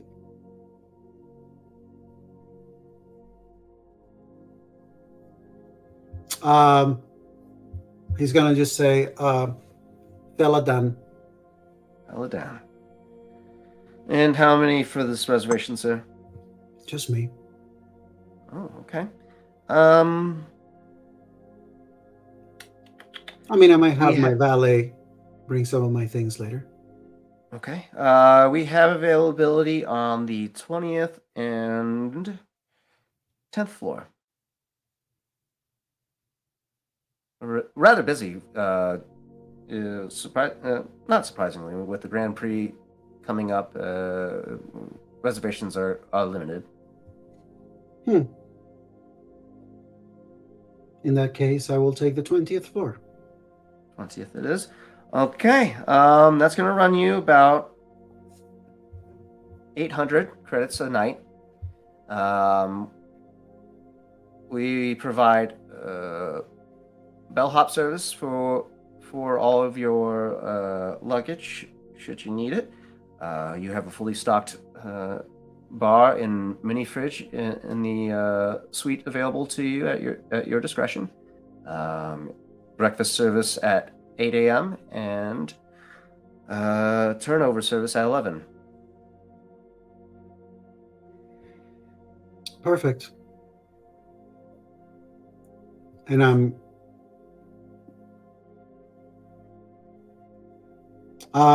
so where do I go? If you look off to the right here and follow down past these slots here, off to your right there will be a hall of elevators. Each one will is numbered 1, 2, 3, and 4. You're going to take the 4th elevator, and that will take you to your room. Perfect. I may be meeting some other guests who are also joining the race as spectators. If I wanted to visit them in their rooms, will I need to take a different elevator?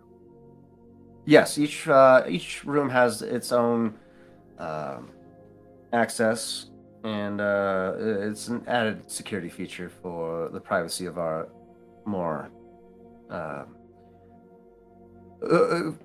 privacy measure for our guests that require discretion. Of course. So who do I need to? So if I would need to contact someone to make sure that I can visit one of my friends in one of the other floors, what would I need to do? If you have their name, I'll be more than happy to help you. I'll just have to look up their name here in our directory, and we'll get them in contact with you. Wonderful. Thank you. No problem.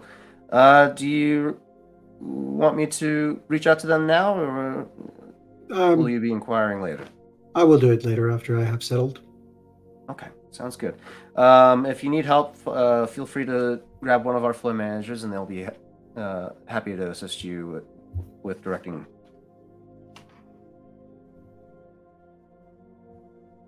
Wonderful. Thank you. And you depart the reception desk, make your way. Are you making your way towards the elevators, or are you wandering around for a moment? I mean, I probably take inventory of the space first, like that first main floor, the casino and everything. I just want to like do a quick, look around, see like things like potential like exit spots, anything of relevance that I can see. Yes, there's going to be for a resort of the casino and hotel resort of this magnitude. There's going to be hundreds, or not hundreds, but like dozens of fire escape exits and entry points. Well, you'll take note of two main entry points: the north and south entryways. Primarily, the north entrance which is the one that you came through, is the main flow of traffic. And the reception desk. There's a reception desk at both ends that you guys are you pass by on the way to the casino at the center of this tower. And you'll take note of each elevator. Each elevator has its own individual chute that kind of follows around this hallway. That's the exterior of the casino itself. Each chute has its own access point to each wing of the casino. So the north wing has its own elevator, the west wing, south wing, east wing. So that's how they have these suites divided in the quadrants. And yeah, you have the Paradise Casino at the center of this tower itself. There's a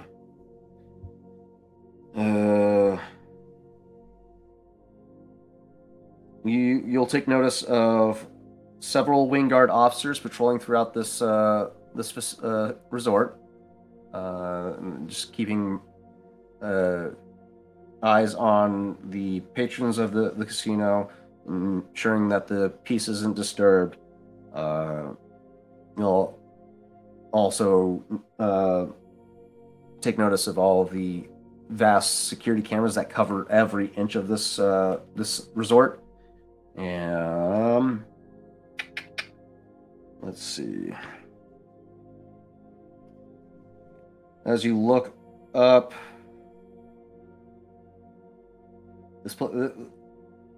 so the casino itself is a few stories, and you can access it. It's all accessible at the center of this tower. Each level is accessible by via staircases. What else can you get? Very elegant structure. The clientele very posh, snobbish, self-absorbed crowd. But this resort is essentially self-contained. It provides everything you can need, and yeah. Cool.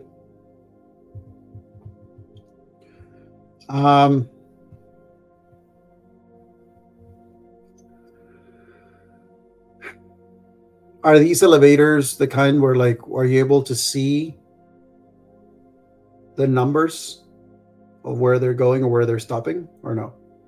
Not on the outside. Again, for privacy. Yeah. If you wanted to know what levels that are stopping at, you're probably going to want to find like the security office, and which would probably be the ones monitoring what levels each elevator stops at, as a means of added security. But from the outside of the elevator itself, no, you can't see what level they're stopping at. All right. So can I approach?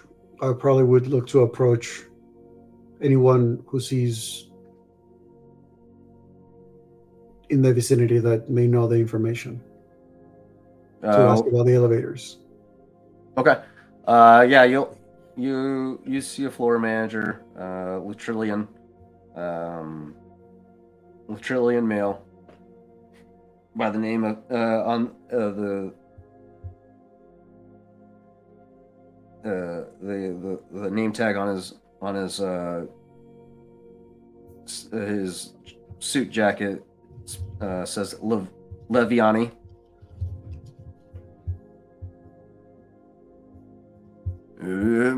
How can I help you, sir? Yes, I'm checking in. Sorry, I forgot. Which of the elevators leads to floor 15? Oh, sorry, not Leviani. That's a human. Taluhan. Taluhan is his name. And this is the concierge, not the floor manager. Okay. Yes, I am. I'm looking for the elevator for room 15. Sorry. Oh yes, that's going to be the elevator shaft 4. That's going to be at the south wing of the resort. You actually passed it on the way to my desk here. Oh, wonderful. And sorry, I said 15. I meant 20. Ooh. Again, still elevator 4. Is just, your access key card will only give you access to your suite on level 20. Wonderful. And what if I wanted to reach one of my friends who is staying here on one of the other floors? You could have us contact them, or if you have their information, you can contact them directly yourself. But the most expedient route would probably be have one of our members contact them directly. Great. Thank you. Always going to turn and going to go for the elevator. Okay. This hotel has better security than the museum that we are planning.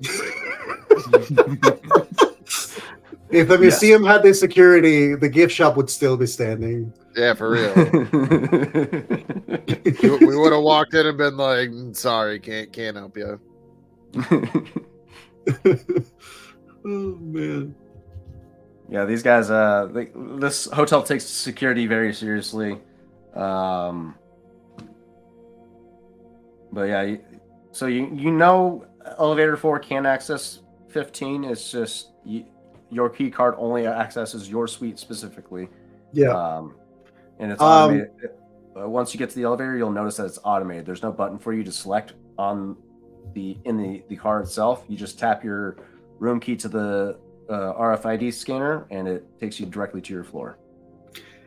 Oho is actually, on the off chance, what Oho is actually going to do, he's going to get in the elevator, and as he gets in the elevator, he's going to drop his card on the floor, and then he's just going to take his time picking it up as he then starts adjusting his clothes to sort of like kill time in case someone decides to call the elevator while he's inside.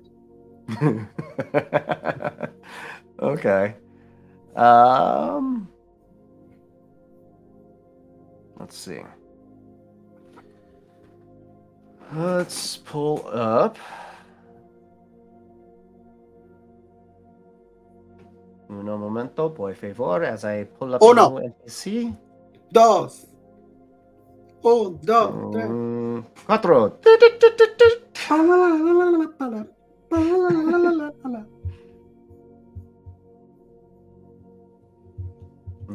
Let's do. There we go.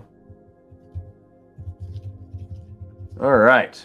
We have A wing guard officer approaches the elevator as you are taking your time getting getting yourself situated and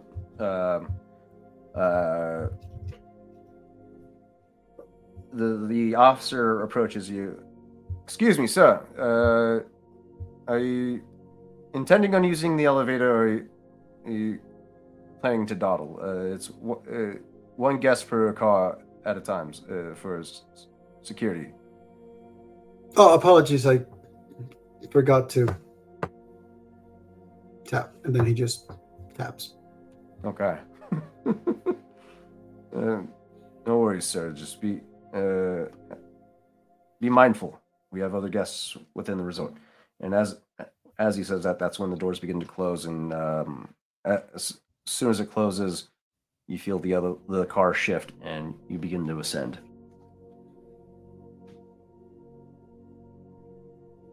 He would feel compelled to reach out to Chav, but considering the security that he's seen, he's not going to speak up or reach for anything while he's on the elevator. He's going to stay pretty still. Yeah, you take a look around the car itself. There is 2 security cameras. The one that monitors the directly the card reader, and one that monitors the guests inside the car itself. So, yeah, the security is very tight in this resort.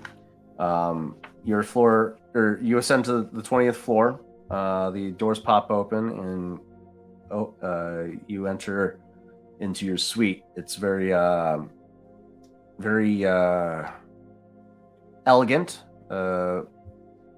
ivory marble flooring, with black steel beam Durasteel columns that support the loft overhead. Very stainless steel looking appliances. Island bar at the center of the kitchen. You have a high definition hollow projecting entertainment system at the center of the living room that overlooks the city itself.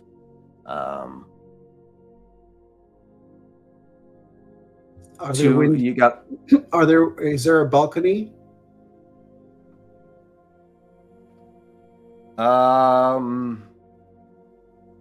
I would say no. Are windows openable? No. With these types of facilities, yeah, they don't have. The only places that would have a balcony would probably be the first and second floor suites, as they aren't too high for risk of falling guests. Anything above that is too high to allow for guests to hang out on elevated platforms. So yeah, it's just a straight, solid piece of glass. It would take quite a lot of force in order to break these panes of glass, and it's just a straight wall down, and all the way down to the ground level, until you see the 2 balconies on the first and second floor. I'm gonna say that Ojo is gonna be very strategic and very to the point. He's taking a look at the floor, but not much. Mm-hmm. He's sort of just checking the windows. There's no balcony. There's no opening. He's probably activating the comm, just telling Chav,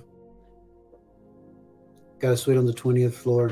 I believe Calvo might be on the 15th. Coming back down.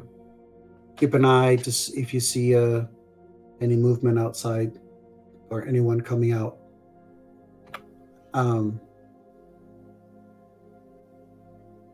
yeah, he would communicate that to Chav, and he would immediately, after taking a look at the spot, reach for the fridge, grab from the minibar a drink, go back into the elevator, and go back down. And what he's going to do is, after he gets back to the main floor, He's going to find a place in the casino that has a spot where he can see the elevator floor, and he's just going to pretend to just be chilling in the casino while having a drink. Okay. In case he sees any movement or any droids coming out of the elevator floor. Okay. Chav, what are you currently doing? I don't know. You have one job, Chav. Chav was told to get a ride, so Chav is window shopping the available area around very apprehensively because he doesn't do Grand Theft Auto normally. You're shopping around. You're looking around the parking garage, and you'll immediately take notice as well the heavy security system that they have in place in this facility. The cars are heavily monitored. There's a roving wing guard patrol that hovers around on the real world's equivalent of a golf cart. Fair. That patrols through the parking structure. You'll spot some very high-end exotic sports hover cars, very luxury-based cruisers and whatnot. But yeah, these cars are heavily monitored, as far as you can tell.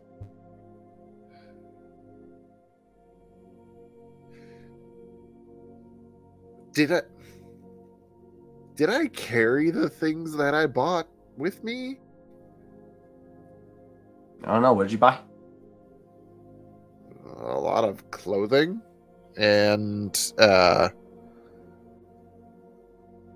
what are they called? Mechanical Dianogas. And then, I mean, the manual's not really going to help me. No, damn it.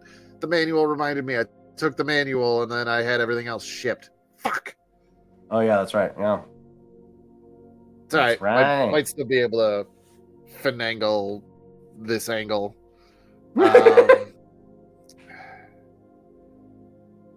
I'm just going to pick one that, I mean, I'm going to see if I can find one with that for some reason, whatever the case may be, would stand out to me as one that is a little faster, a little more mobile than normal. Because I might have to commandeer this. So you're walking around. I will say that the roving guard does take notice to you. You're carrying around somebody's cloak, and you're currently dressed in I probably have a bag or something, right? That I could have put that in because I'm not just gonna carry it around like a servant. Well, I would say you would have a backpack still, unless you dropped it for some reason, or left it behind. So yeah, you toss Oho's cloak in your backpack, but you're still dressed in your mechanic's flight suit with oil stains on it and whatnot. It's technically just heavy clothing, but it's what he wears all the time. So yes, it is oil stained and everything, and just walking around, keeping a distance, but walking around. I'll say that I'm just kind of looking down at my data pad every now and then, just walking through, looking at, spotting a few things. Okay. Yeah, the seeing the data pad in hand and you notating stuff, the wing guard does then stop. Hey buddy, you lost? What are you doing here? Oh yeah, I mean, you wouldn't that be great if I ever knew? These rich fucks here. Oh, by the way, I'm hang on, got Gotta figure out what I had to.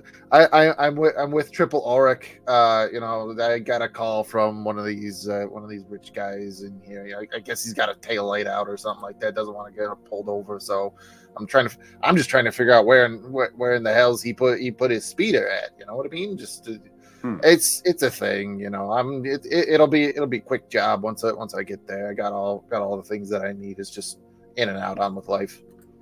Sure. You have a vehicle description? Yeah, and I'm gonna give him whatever vehicle I think is the one that I'm gonna fucking boost. Oh shit! All right, we're gonna roll a luck die here. This is Oh god. We're gonna find out how lucky you are today. Chad, do the typical thing of like the tipping one bike and then all the bikes, just like the gift shop, but vehicle style. Well, these aren't bikes. These are speeders. These don't matter. Like, they don't have wheels. They're floating. Just run to the side. We're gonna roll a force die. All right, that's gonna be the equivalent of a luck roll. Light side. The car that you described, that exact car is somewhere in the structure. Dark side, like based off of me like looking, shopping around, like whatever one I was like, that's the one that I'm gonna try to grab. That's the one that I'm telling him, so that I have business poking around there.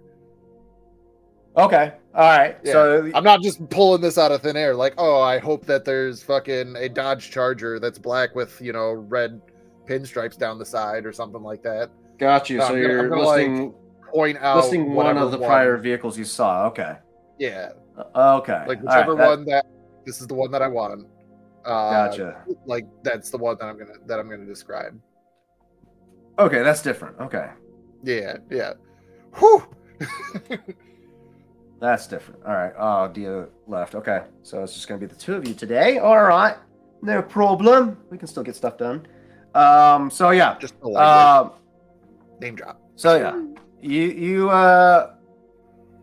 You give the description. The officer gives you kind of a sideways glance, and it's like the vehicle you're talking about is over that way. You passed it. I swear, you look at so many speeders. Thank you, officer. I'll be like I said, in and out, few minutes tops. All right. See that you do. He speeds off. The two of them, the two of them continue their patrols, and you make your way over to this four-seater.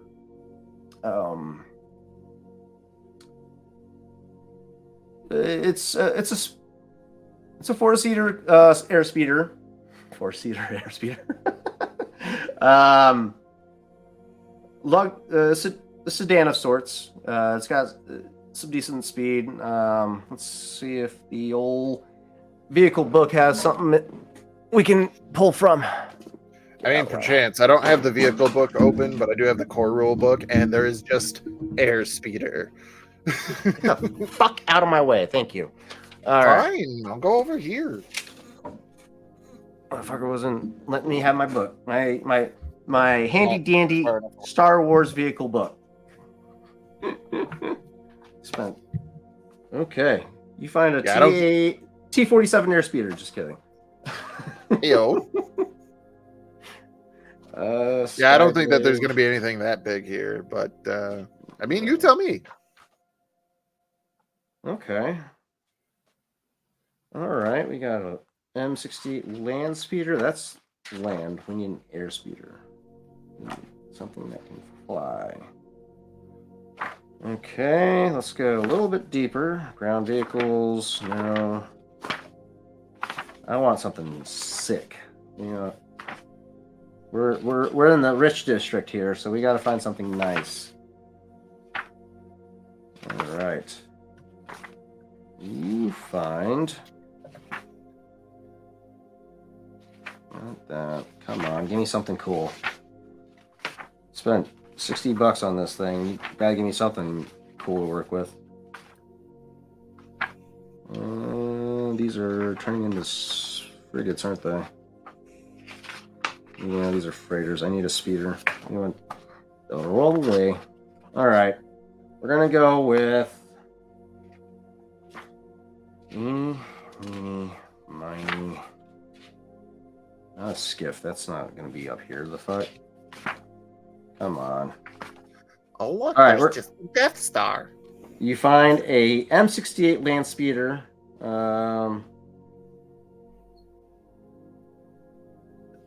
Passenger capacity only one? Nope, never mind. That's a one-seater. Yeah, the generic airspeeder says the same thing. Crew is 1 pilot. Oh, passengers capacity 1 to 6. Never mind. Ooh, wait, what? What are you seeing this? This is the core rulebook. It's just literally a generic airspeeder. Boring. I mean, you could tweak a couple of things about it to make it special. Yeah, I'll go with that. The airspeeder. It's got luxury seating. Yeah, luxury seat. We'll say Nerf leather seating. Alderanian wood steering yoke.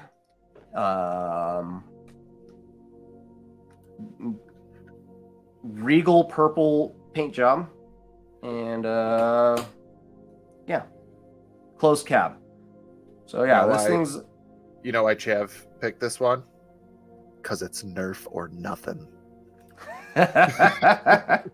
Yes. All right. You get situated with the car and start looking it over. Are you doing anything to it right away?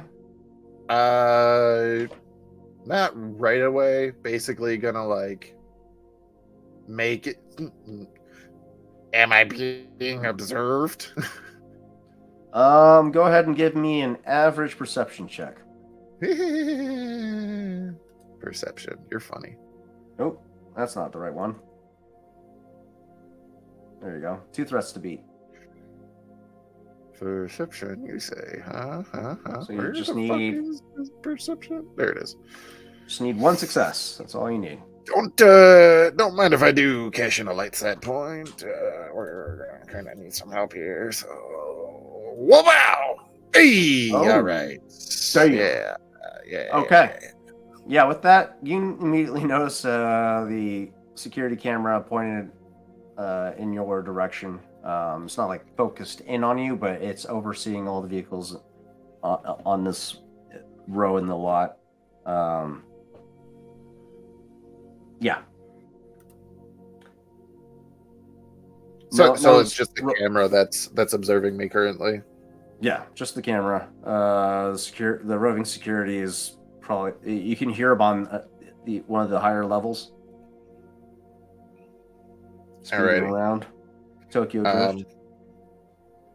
Would we say that around this time is when I get a message from Ojo? Exactly. And he basically told me where he was, and what was the rest of it? He probably told you got a suite on the 20th floor. Caltho is on the 15th. Going downstairs.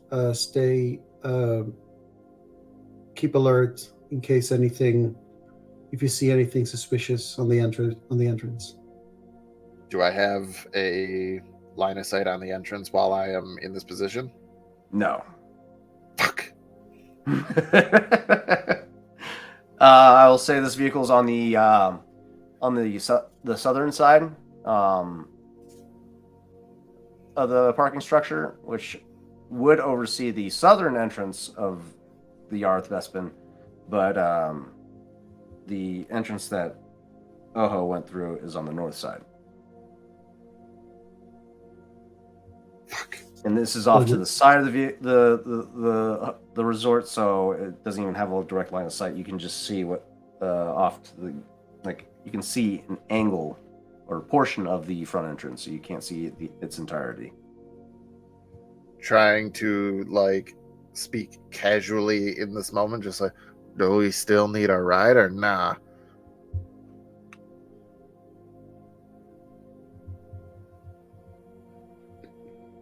I don't think so.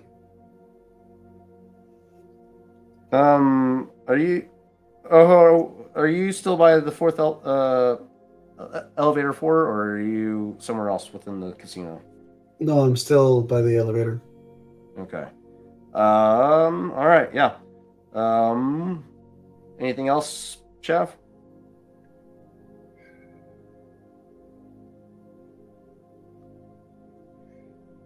If we, okay, I'm gonna note its position, and if I'm not being upset, just kind of hang out for a moment and then make my way that way, like casually. Gotcha. And I would say that Ojo is just, Ojo is probably keeping an eye on the elevator. And if there is a line of sight, he obviously is trying to keep an eye on the main entrance where he came from, but also the second entrance that he spotted, the secondary entrance. Gotcha. Okay. So at this time, you're hanging out by the bar that overlooks elevator 4. You spend a couple of minutes there. I'd say it's approaching 11:30 at this time. Elevator 4 does open up, and you spot Eliza by herself. And she seems untouched, but still in this dazed haze expression over her face as she starts aimlessly wandering towards the northern entrance. Is the northern the main one? The main entrance that you guys came through, yeah. Gotcha. She still has all of her possessions in hand. Go ahead and give me a hard perception.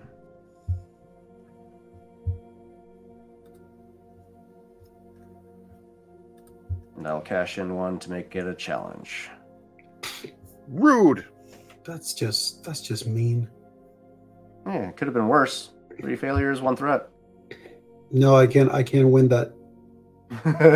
Actually, I mean, technically I could, I guess, if the proficiency die gives you more than 1 success. Mm-hmm. I guess. Even your ability dice can potentially. Yeah. Damn. All right. Yep, you don't spot it. Okay. I'm gonna follow them. Okay, you follow her. With the distance, just finish the drink, say thank you, put the bottle or item that I was drinking from, and make my way back out.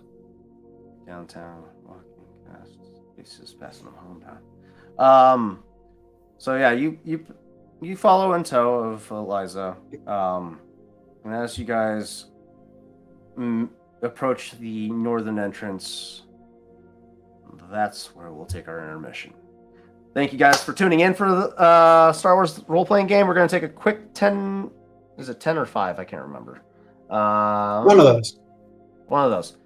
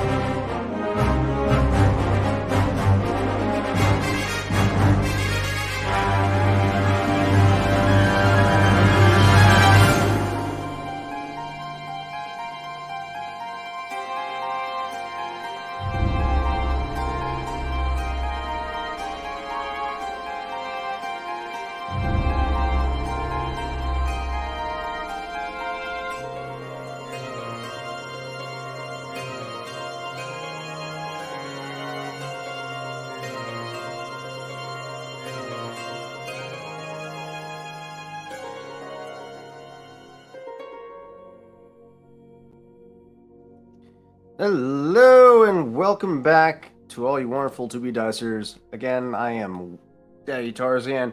To all you wonderful people, and we are 2B Dice Adventures. Thank you for tuning in. We do streams every week, every Tuesday, Wednesday, and Thursday, and every other Sunday.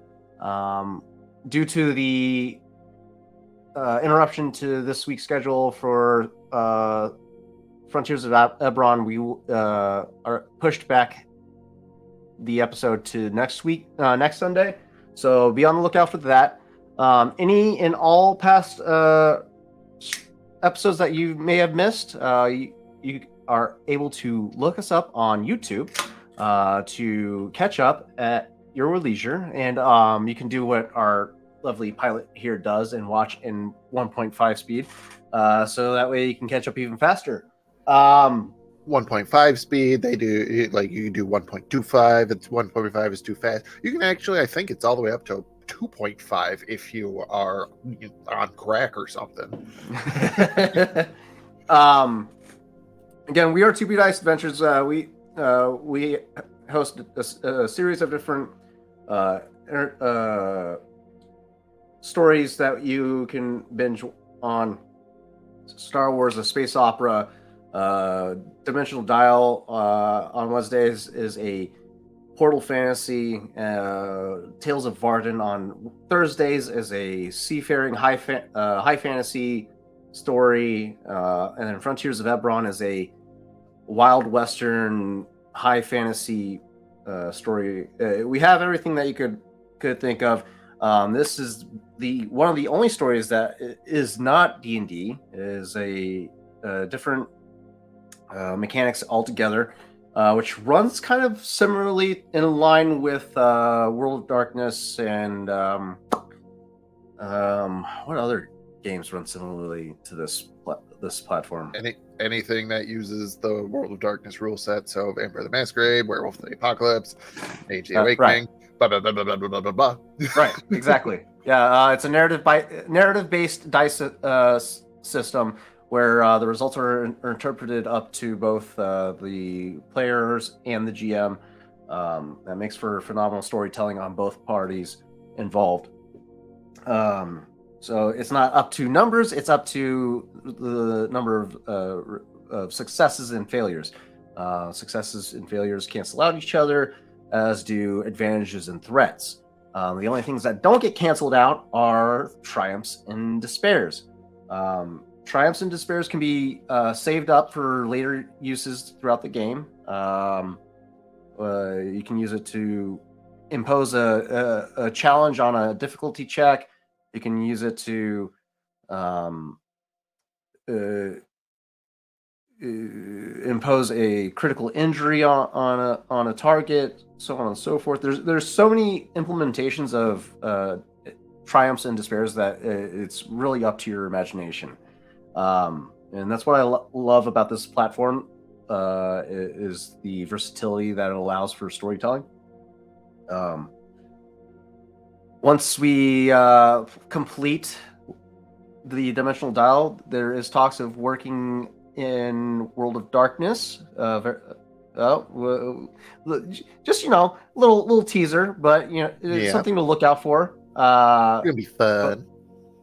But be on the lookout for that. Again, catch up on all of our past episodes of Star Wars, of Dimensional Dial, of Tales of Varden, Frontiers of Ebron, all on our YouTube. Every week we try to strive to start our streams at 8:30, but given work conditions and travel and environmental things, just don't always end up working out at the same time, especially adulting. Yeah, stupid adulting. But we'll try and stay on time for you guys. But we appreciate your love and support. You guys keep showing up in force every stream that we have, which is phenomenal, and we appreciate it. But let's get back to the action here so we can continue. So shout out to Clover for the subscription and all the good vibes. Thank you. Yeah, the good vibes with all of the etherealness that Victor is capable of. Apparently there's more.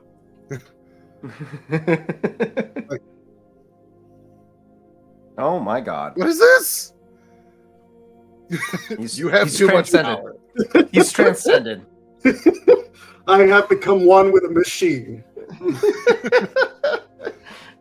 The Force has claimed Oho, and he said because it's like an I don't know what was said, like an Apple thing or whatever the case may have been. No. You're just magical. I'm just magic. What can I say? All right. So back where we left off, Oho, you were in pursuit of Eliza, who was just abducted by Caltho, but was mysteriously released for some reason, and is walking out of her own volition, seemingly unscathed, and is making her way out of the out of the resort. As she's passing through, you observe as she kind of diverts off of her exit to go berate the receptionist for some reason. Makes a comment about how the mini fridge didn't have Devronian cakes available, and that she's going to leave a bad review because of it. And then she just diverts back off and exits the casino resort. That's when Chav... Mini fridge didn't have Deveronian cakes? Yeah, Deveronian cakes. Got it. Which, to your knowledge, it's not a thing. Don't we have a Deveronian in our group? Exactly. Well, Talma, she's Deveronian.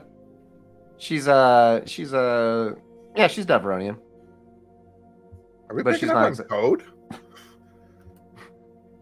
Or is that like thinking way too deep into this? As far as Oho's aware, Deveronian cakes is not a thing. It's just weird. They mean that it's like they know some Deveronians to make some cakes, or it's the Sweeney Todd. No. Cake is not a thing to Deveronians. They don't believe in it. It goes against their religion. Chav, you observe as Eliza makes her way out of the resort and starts to berate the valet for a taxi, and they quickly summon an automated taxi by way of an astromech. Close in tow, behind her is Oho. Oho is actually, as she's waiting for the taxi, he's actually going to stand next to her as if it's like also in the line of the thing, and he's going to turn to her and say, "There's a great core slug vial," referencing to the scarf that she bought, which she called core slug vial. Mm-hmm. Oh yes. What'd you say? Sorry? What did you say? Oh, I said that's a very good core slug vial. This isn't core slug vial. This is core slug bile. What did I say? And as she says that, her eyes just go completely blank as she just stares into your chest. Are you all right? I'm going to take the opportunity, if she's like just staring into my chest, to sort of like do a quick check and look around, like look her up, like just like check her attire, gear, anything that may look of importance.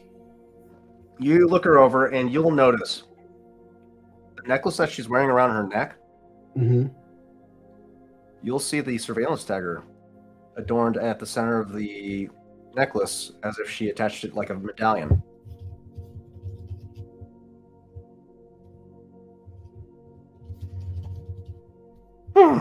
Does it look damaged? No. It looks like it was switched. It was turned off. Noted.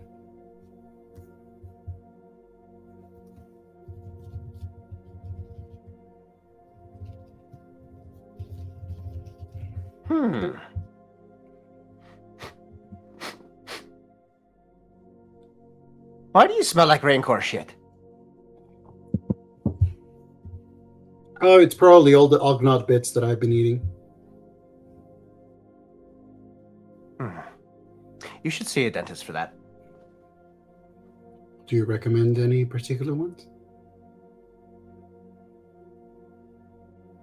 Do I look like I know a dentist? Maybe. Who are you? I think you know.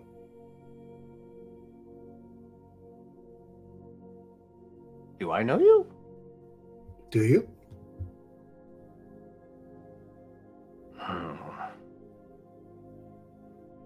I don't know. Where's my ride? Sir, give me my... And as she gets ready to start yelling at him, that's when the automated car pulls up and the door opens. I'm always going to attempt to sort of like move to the door and offer his hand to help her in. Oh, what a kindly gentleman. Thank you. It's these old bones. It gets hard to climb up into these things sometimes. Thank you. Yeah. And then as they help them up, while she's helped up, once she gets up, he's gonna get in as well. And close the door behind.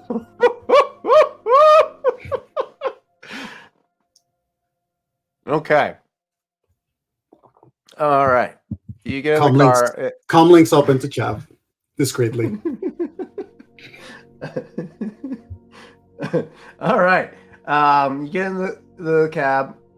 It's again another closed cab taxi, and the window behind you rolls down.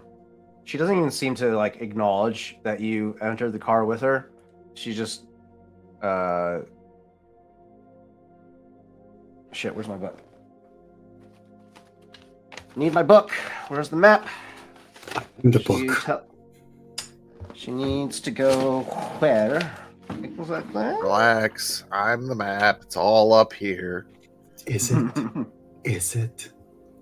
No, I thought that we were doing like early 2000s movie references. Oh, yeah. Or 90s. I can't remember what year these things came out.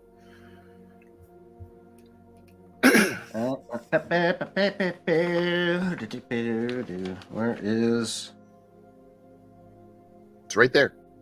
Where is I told you. It's right there.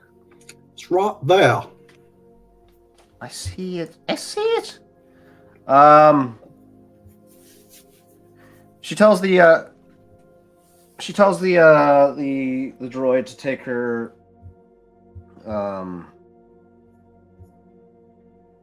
what's it called?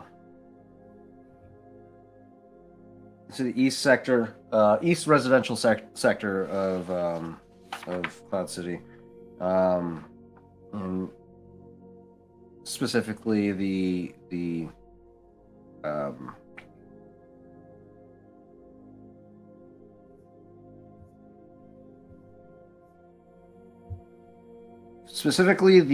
hotel next to the Three Bedlands buffet, which is by Fig Hall. The taxi takes off and begins to ascend, leaving you, Chath, behind.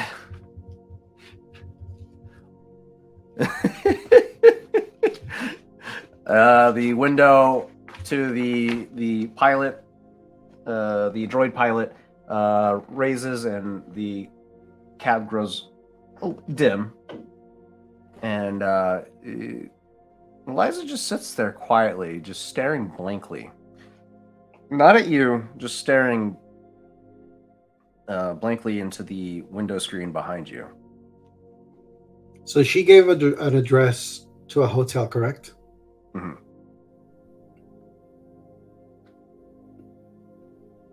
going to another hotel. I thought that you were in just one. What were you doing in this one previously? Some salted slug wanted to talk to me. I don't know. About what? Damn fool. Asking about where I came from. Where my money? You can't have my money. My money is mine. Of course. If it's yours, nobody else can have it. Why are you here? If I am honest, I don't know. I guess I'm curious. As you say that, you watch the body the micro gestures that you've seen throughout remained so erratic and just corresponding with the absence of thought, just further conveying the fact that this person's not there entirely. Mm-hmm. And as you say curious, it's as if an entirely different person is sitting before you. And her posture straightens up. Her eyes relax, and there's this very elegant and stern expression across her face. Mm-hmm. Who are you, really? Why are you here?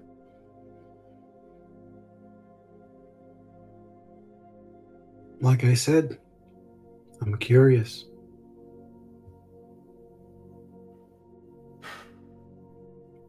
What is your interest in the Karuska gem? Nothing personal.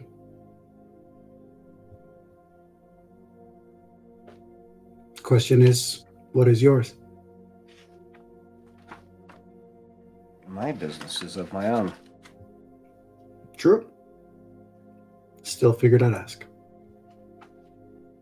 What is curious is the fact that you have been tailing me since the market district. Why is that? A lot of moving pieces in this city. And you seem to be one that remains very much a mystery for many. So, you become a curiosity to me.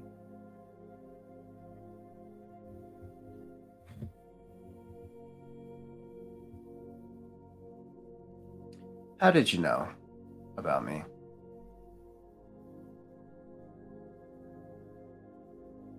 That is information that I obtained. Not how do you know about me? How did you know about me?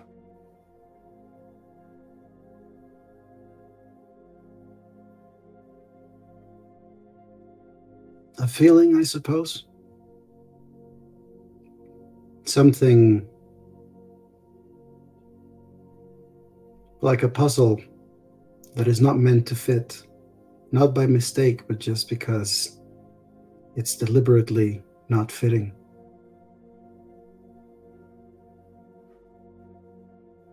You got a strong sense about you, boy. It happens when you need to survive. It also happens when the Force is an ally of yours as well.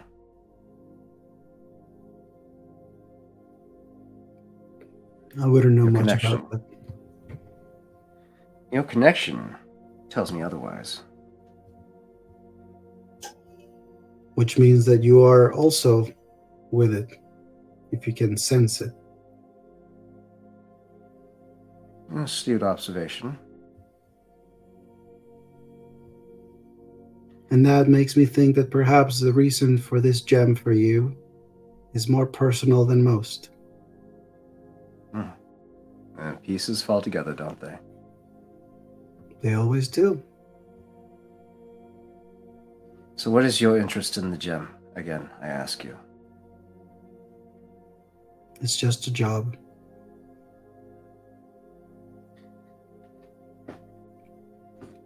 What do you plan on doing with the gem after you obtain it?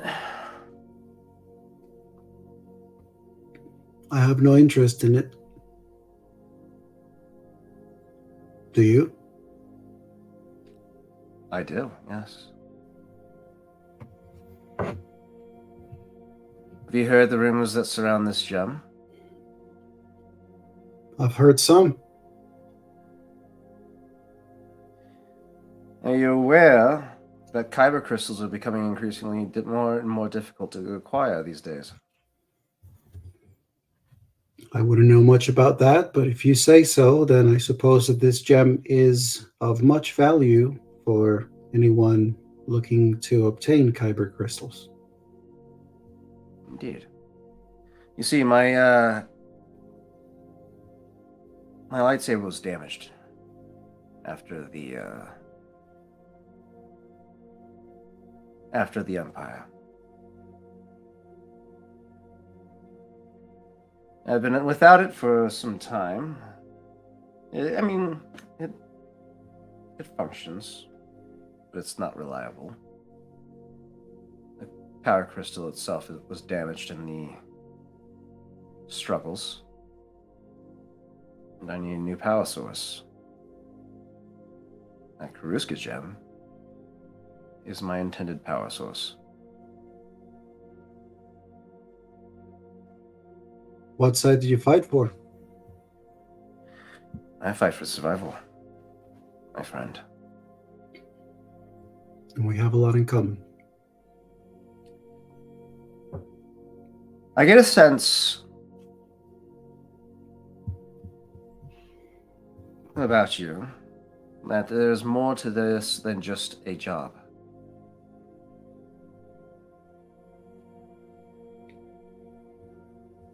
Who sent you here? My business is my own, and I do what I have to survive.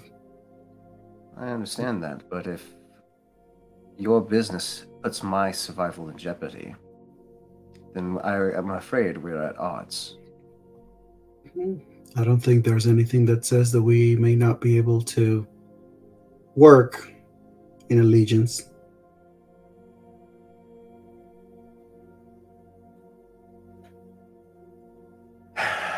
There is only one other person that's made me feel uneasy like you do.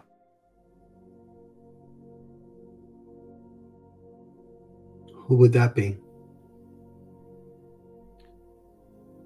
Another member that's in attendance to this gala. A woman by the name of Zekra Foe.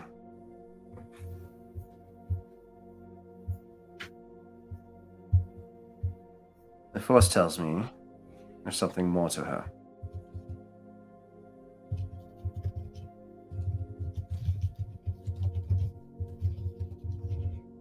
As in,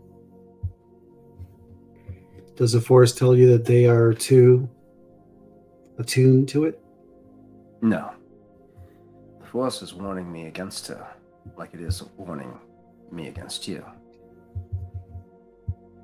You did say that you are here for survival, so I can find it hard that the Force will tell you something calm when you probably want to stay on your toes.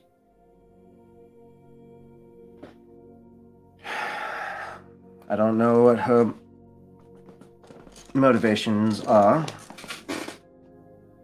All the information I'm able to dig up so far is that she's a representative of a mining company.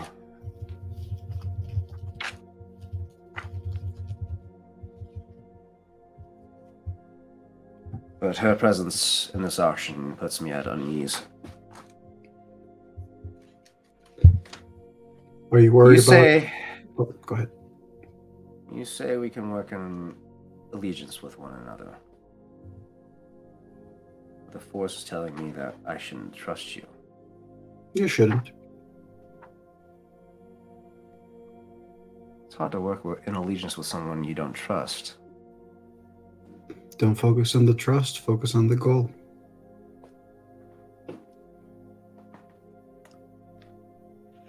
No truer words were spoken. This sacrifice,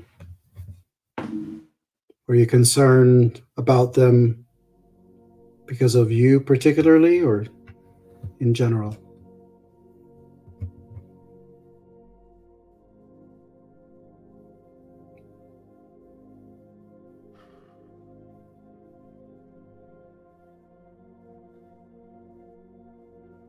I'm just getting a warning of danger from the Force from her. I don't know exactly why. I don't know as its true nature of the warning. But I don't intend to find out. What about your previous meeting at the hotel? Caltho, he's an idiot. He's a hut. I can handle huts.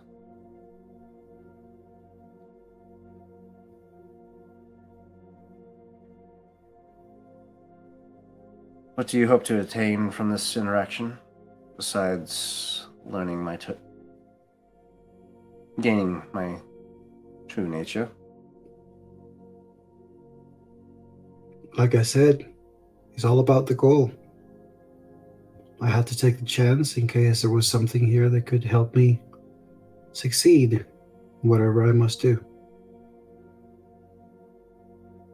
It seems that you are concerned about this sacred fall, and perhaps this is someone that we can both keep an eye on. There might be a chance for both of us to get what we want, even after the fact of the auction. And what do you plan to do at the auction? I just want to make sure people have a great time bidding.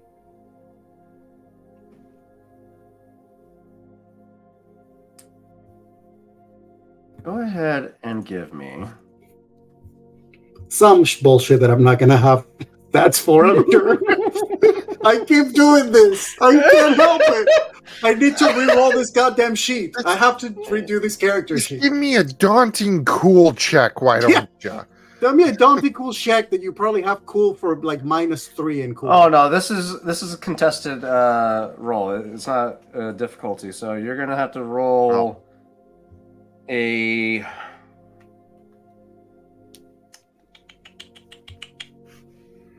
Are you trying to lie to her, or are you trying to? I was not lying at all. Like, that's literally the truth. I just want to make sure that people are having a good time bidding because I need them to bid high. So technically speaking, I'm telling the truth. I need people to bid. Okay. He's not lying about not lying. I'm not lying about not lying. I'm not lying about him not lying about him not lying. And I'm not lying about me not lying, which makes Chav know that I'm not lying, and he's not lying about me not lying because I'm not lying. So basically, we're telling the truth. yeah, all of that to say, don't use all the dark side and destroy us with the goddamn roll. We thought that she was a Jedi. Turns out she's a Sith Lord. Takes off the mask and it's Jar Jar Binks.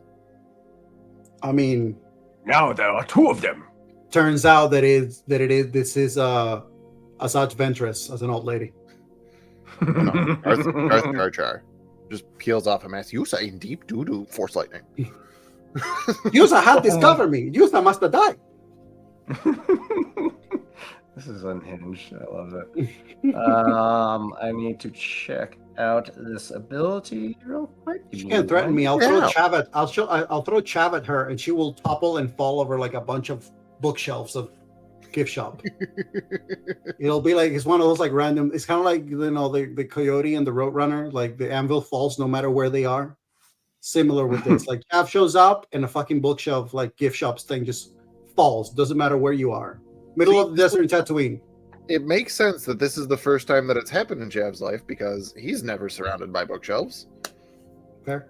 I mean, Kev I'm saying doesn't bookshelves, read. but they were not bookshelves. They were like display. Yeah, like Stuff. All right. Display shelves. You're also listening to all of this, by the way. Let's see. What kind of abilities do you have, old What kinds Eliza? of abilities do you have? Yeah. Tell me what abilities you have, and I will tell you what not to roll against me. Tell me more. Tell me more. Yes. She's gonna roll. Did you get very far? I mean, so far we're still going. Give me a discipline check. A discipline A check. discipline check. You Do I said. even have discipline? Not that I'm rolling it. Oh, I have two. This is two of it. gonna. This is gonna.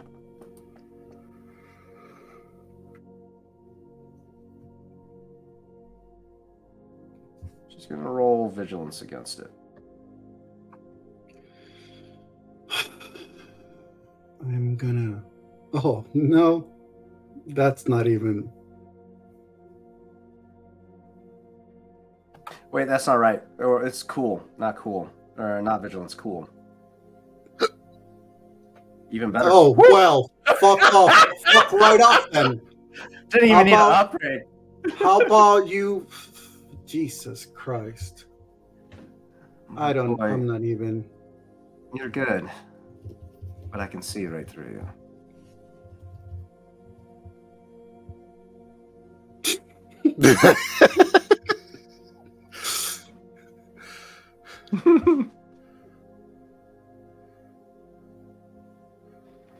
That is wonderful. Christ. All right. Yeah, she's good. Yeah, of course she's fucking good. Cool as a Fucking force user. She didn't even needed the force for that one. No, clearly. I cool mean, as a Nubian cucumber. I could have added a force die to that, and it made it goddamn even better. stats. You could have added a first day to that. Shut up, I think I just need to. Can I just be a shadow? Like, not even the character. I want to be the shadow of a character. Just use my stealth the whole time. Oh my god. Like, I'll do no other roles other than stealth. I mean, if you do a stealth roll right now, she might not, She will not see me. If I do a stealth roll right now, she will basically suddenly feel like I am not there anymore. Yeah. This For those of you in the chat or in the stream, Eliza rolled 4 successes and an advantage into discerning Oho's true nature. Oho is great at being able to read people, but apparently Eliza's a lot better. Mm-hmm. Fuck her.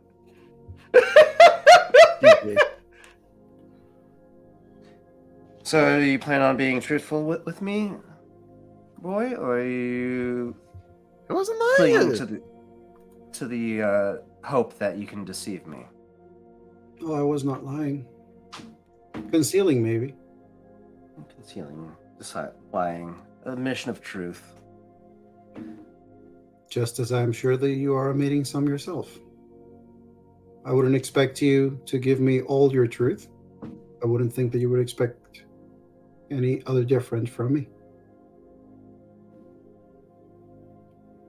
Well, something tells me that there's more to it than just hoping that others bid more.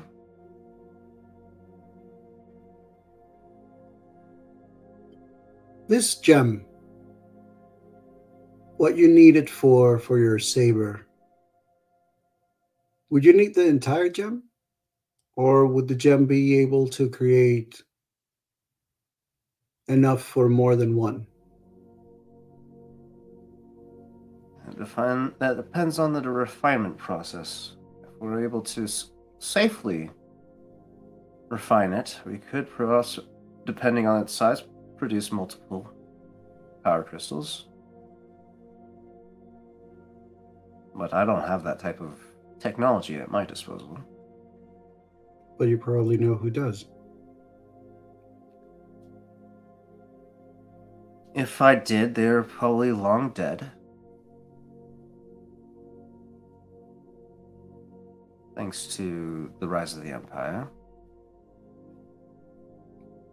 then what good is the gem to you if you don't have the people with the technology to help you turn it into what you need for your saber? Oh, I can do it just fine by myself, but I won't be able to repurpose it or refine it to produce multiple power sources. My lightsaber works just fine on carving a power crystal out of it. It won't hold the beam for long. If you have, however, have connections, I suppose we could work out a deal. If I were to help you with this gem, Chav, the radio goes silent.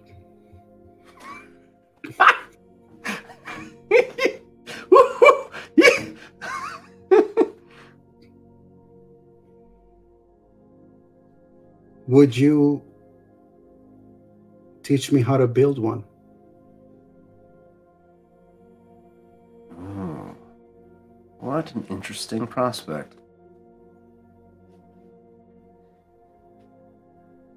Tell me, what would you hope to achieve with me teaching you how to build a lightsaber? Are you looking for a master, is it? No. Like I said, for me it's all about survival. And as far as I have known, those weapons are quite efficient.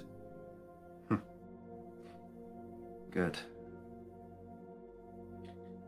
So concentration of force-attuned individuals draws too much attention from people that we have to actively avoid, given our talents.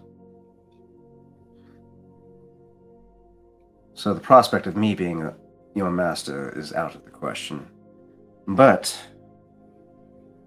I suppose I could spare some time here and there to teach you the process.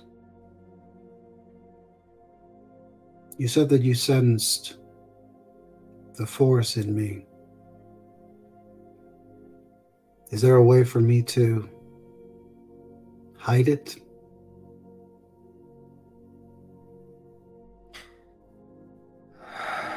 I do not like being at disadvantage without control. Well, to be perfectly honest, I didn't sense you until I was made aware of you in the market. But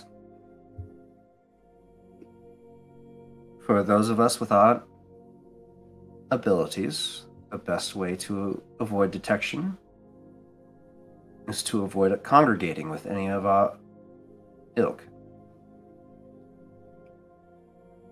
Anybody that you know has the same affinity as you, you must purge that bond and go your separate ways. Or those that we fear. Comlink comes back on. Will seek you out and either destroy you or turn you into something you can't even recognize. I don't know how to sense that. Others.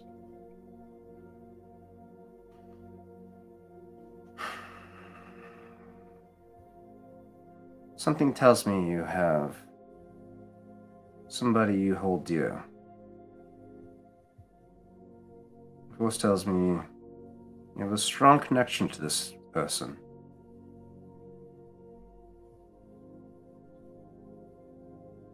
A similar upbringing as yours. You will have to leave him behind.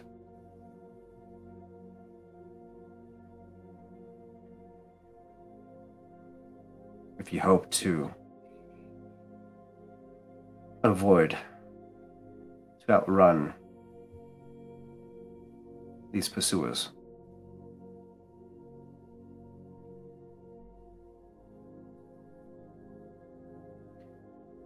That's why I travel alone.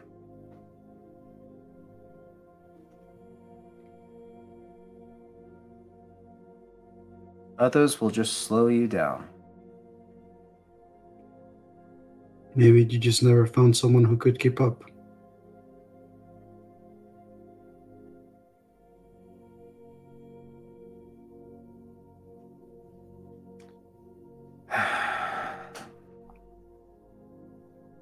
You see a very solemn expression wash over her face. You have a level of connection with her at this point, and you get a sense that her thoughts are dwelling on her past life for a brief moment. And she takes a deep breath in, and her attention reverts back to you.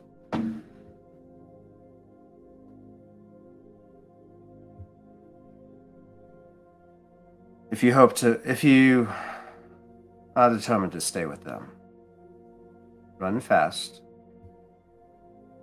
stay together, watch each other's backs, and pray that they never catch you.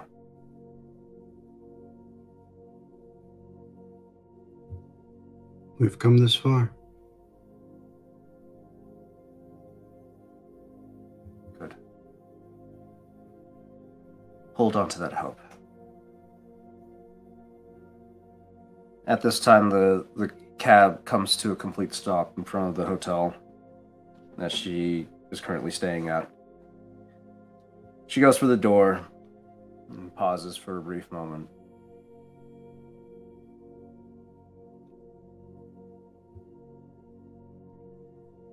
And just like that, her physicality shrinks back into that batty old woman that you seen previously. Now watch that rancor shit smell off your body. It's horrid. And she exits the car. Oho holds the door for a second before opening it, and he just looking at the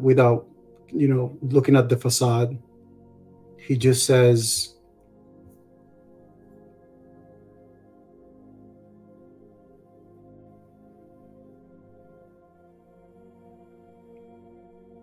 "I'm sorry for any kyber crystals you held dear in the past that you may have lost and cannot recover." Trying to use code the way that she was using in the market before he sort of leans back on the seat, allowing for the door to open. You see a slight break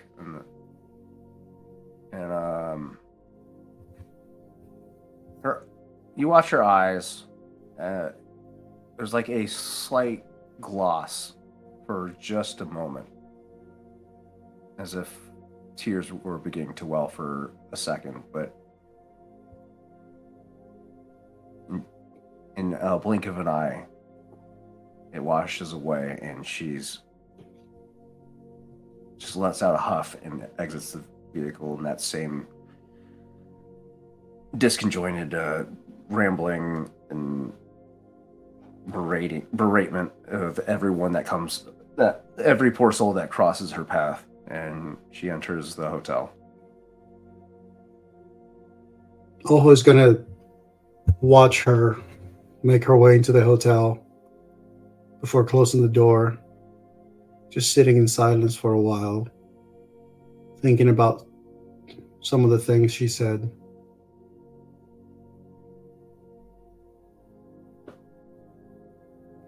"What's your location, Chev?"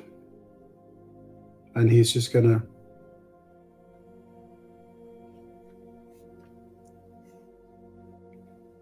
Chev what would even Chev have done listening to this? Just like and hearing this woman tell him to essentially abandon his brother,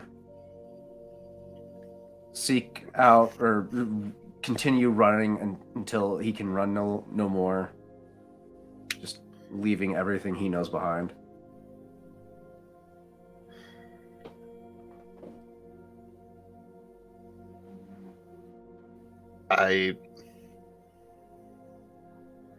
Chad doesn't even know where they would have been going, so like he would have listening, but trusting that we rendezvous somewhere else, he'd start heading back to the market district. Like, yeah, we have other things to do, so I guess I'll try to work with that and just listen while he's going there and have that little panic moment when Ojo stops transmitting.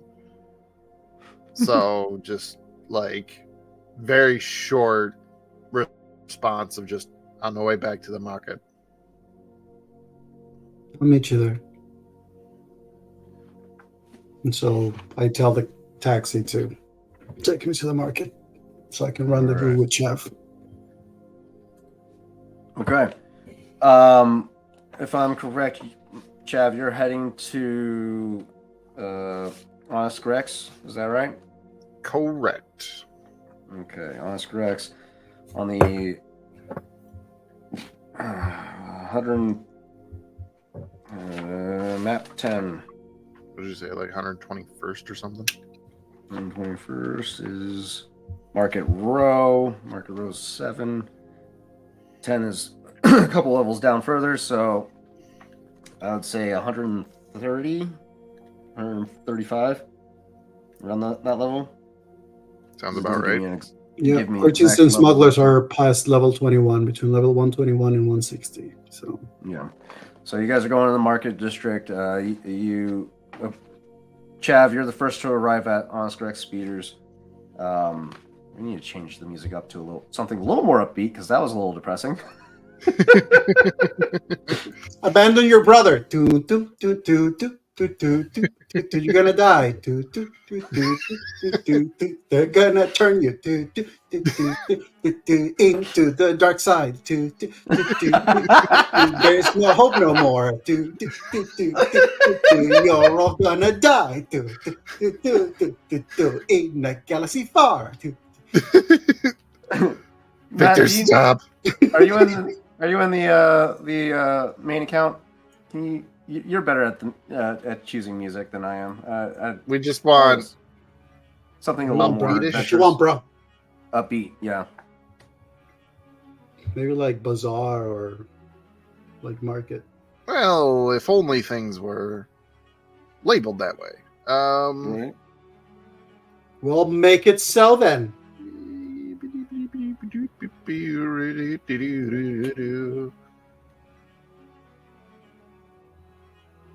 While that's going on, yes. Oho, you have a lot on your mind to consider with you think with the words that Eliza shared with you. Learning the true nature of Eliza, that there's more to her than just this crazy old baddie lady that just berates every poor soul that crosses her path. She shares her insights as to the possible horrors that you could face should the Empire get their hands on you and your brother. And this makes for a very solemn drive to the market district. Chav, you arrive to the market district trying to cheer yourself up with some vehicle purchases after listening to some of this depressing conversation. You arrive before Chav does, and you have reason to believe you have a minute or two before he even gets close. You enter the lot, and there's speeders all for as far as your eye can see on this lot. Some in great condition, some in questionable condition.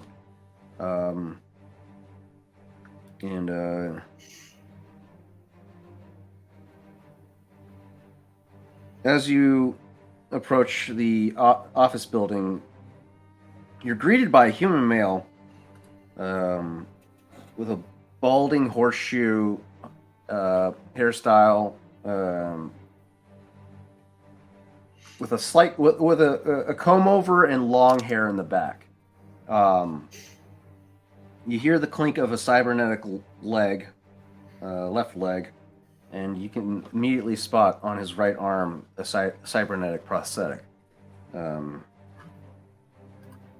Matching the same description as Honest Correct that you were given previously. You begin to approach him, and he gives you a wave. Hey, how's it going? Welcome to Honest Correct Speeders. How can I help you today, sir? Honest Greg, by the stars, never would I assume that I'd be wandering into a place of yours, sir. I'm sorry, you know... Oh, of course, I mean, we're on Bespin. Of course you know about me. How's it going? I see you're a fan of the races, huh?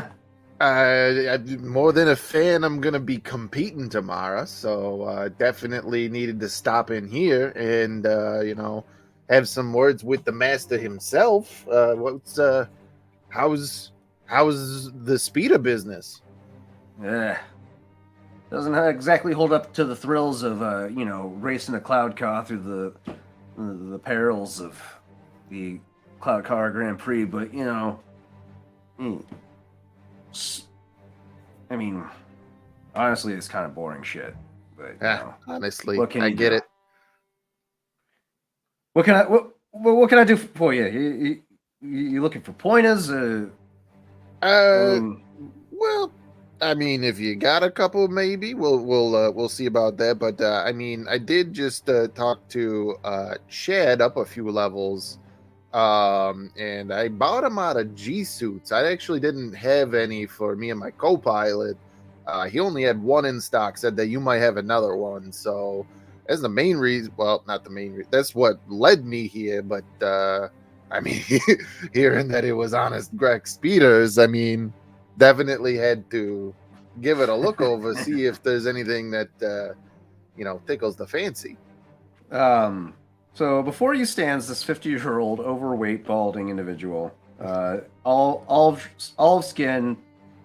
He's got like a perpetual sheen of sweat over his entirety. One of those guys, I get it. Yeah, reaches into his pocket, pulls out a handkerchief, and just dabs his forehead, getting the beads of sweat off his brow. He seems intrigued by the mention that you're planning on racing, and lights up with the mentioning of Chad and him mentioning that you are seeking, and the mentioning that you're seeking a G suit. Oh, I see you got an eye for proper equipment.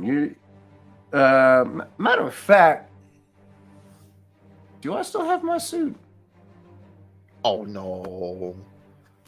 Yeah, I do. I do got it still. It's in the mechanic bay. You want come follow me in the back.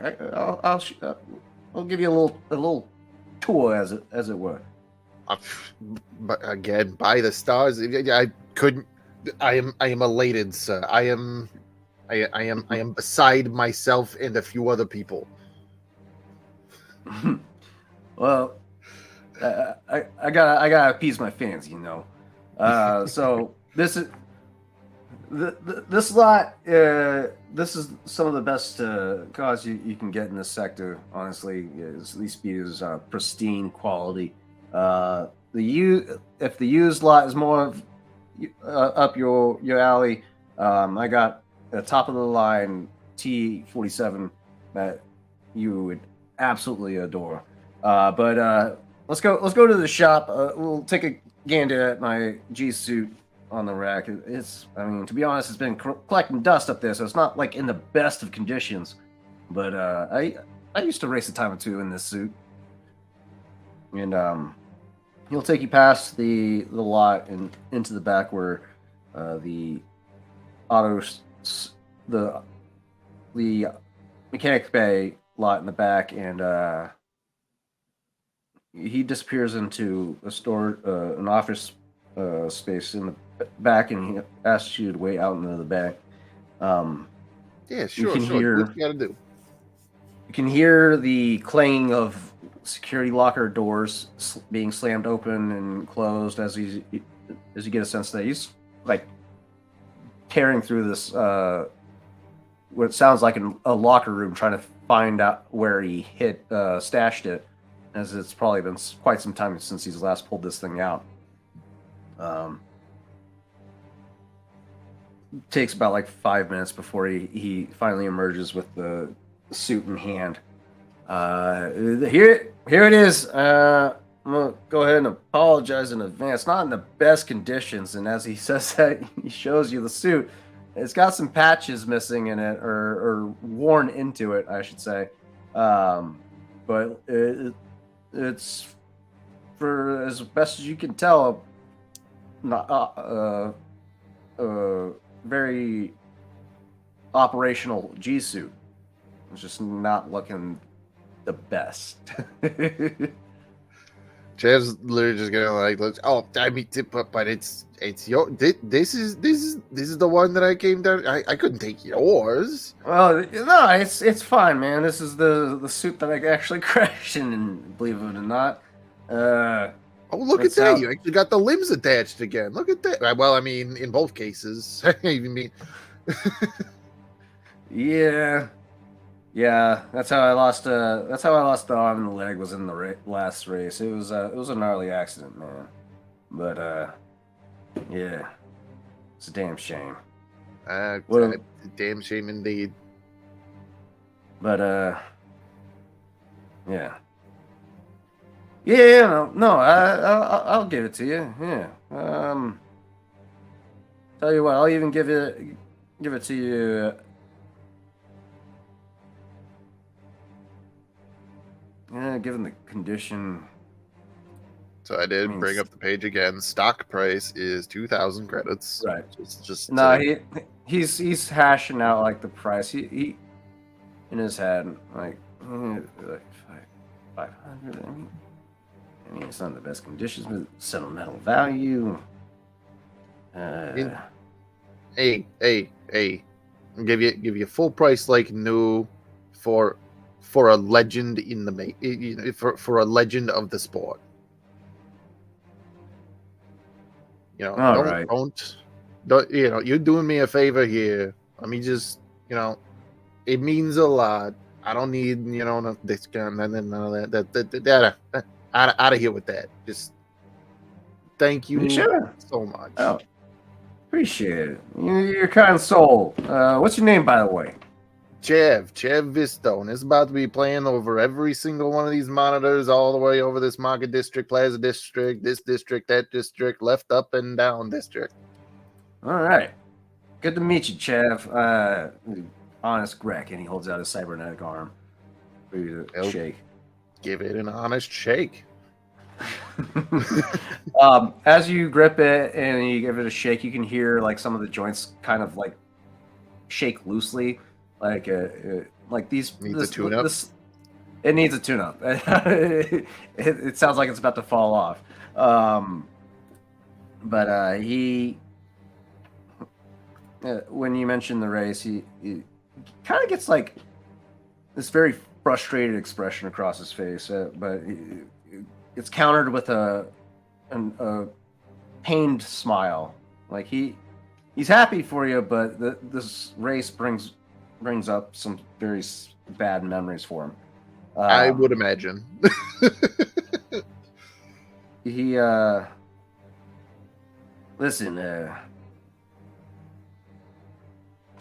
If you want, I know a thing or two that will help secure your win in the race.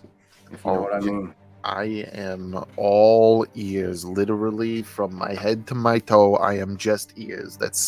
It's just a whole pile of ears in these clothes here. All right. He pulls you in close as you guys begin to start talking shop, per se. By this point, Chav, you're pulling, or not Chav, Oho, you're pulling up. But he tells you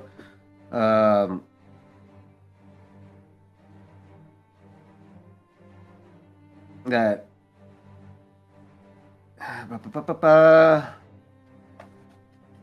uno momento.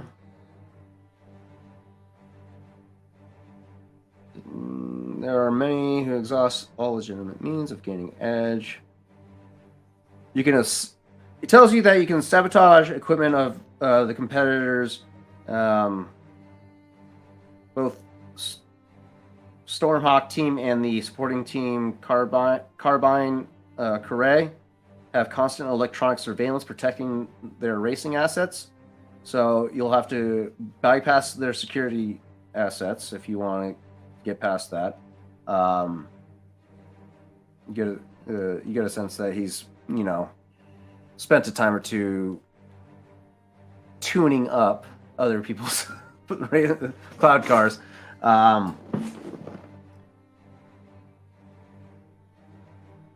His vehicle staff present at all times, making. So yeah, he warns you of the vehicle staff presence. So you're gonna want to, if you're gonna do this, you're gonna have to be fucking stealthy about it.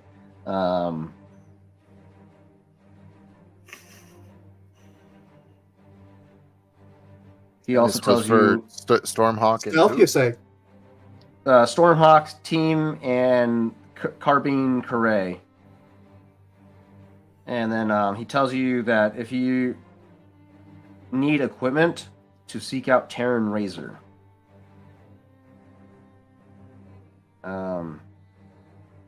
Wait, no. If you also want to sabotage anybody else's technological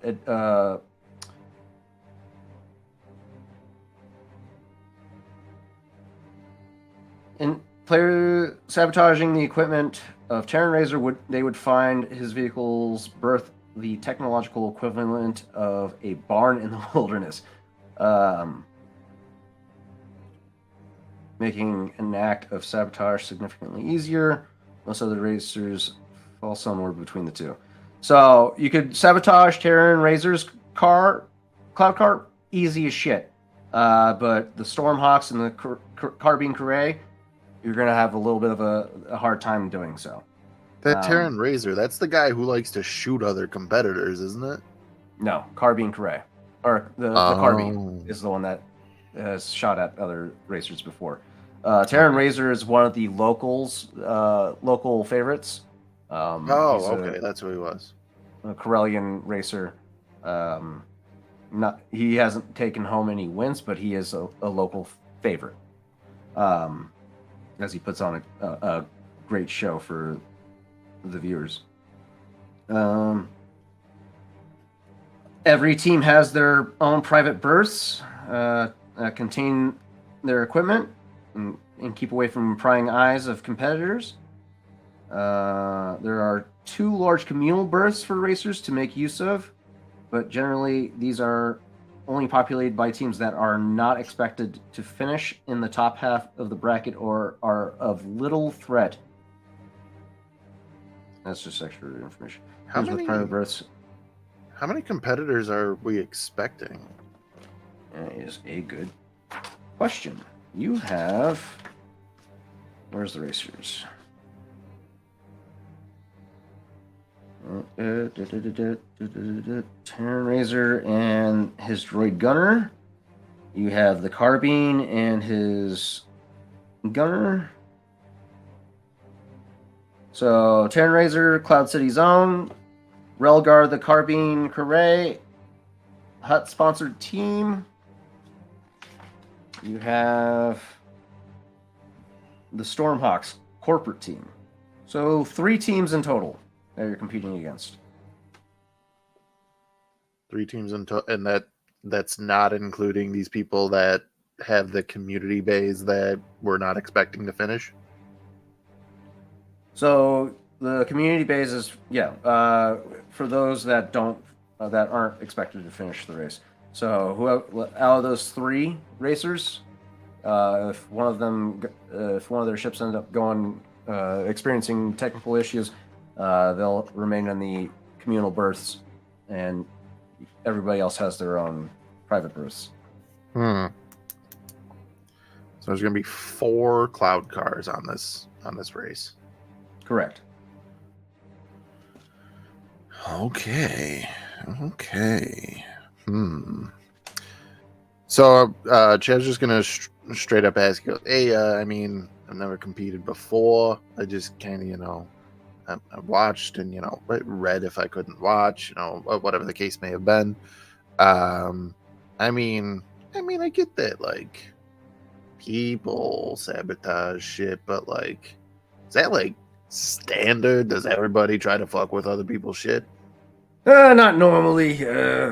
Taryn, he's a good kid, but sometimes you're just not feeling up to par, and you want to make sure that no one else gets the edge over you.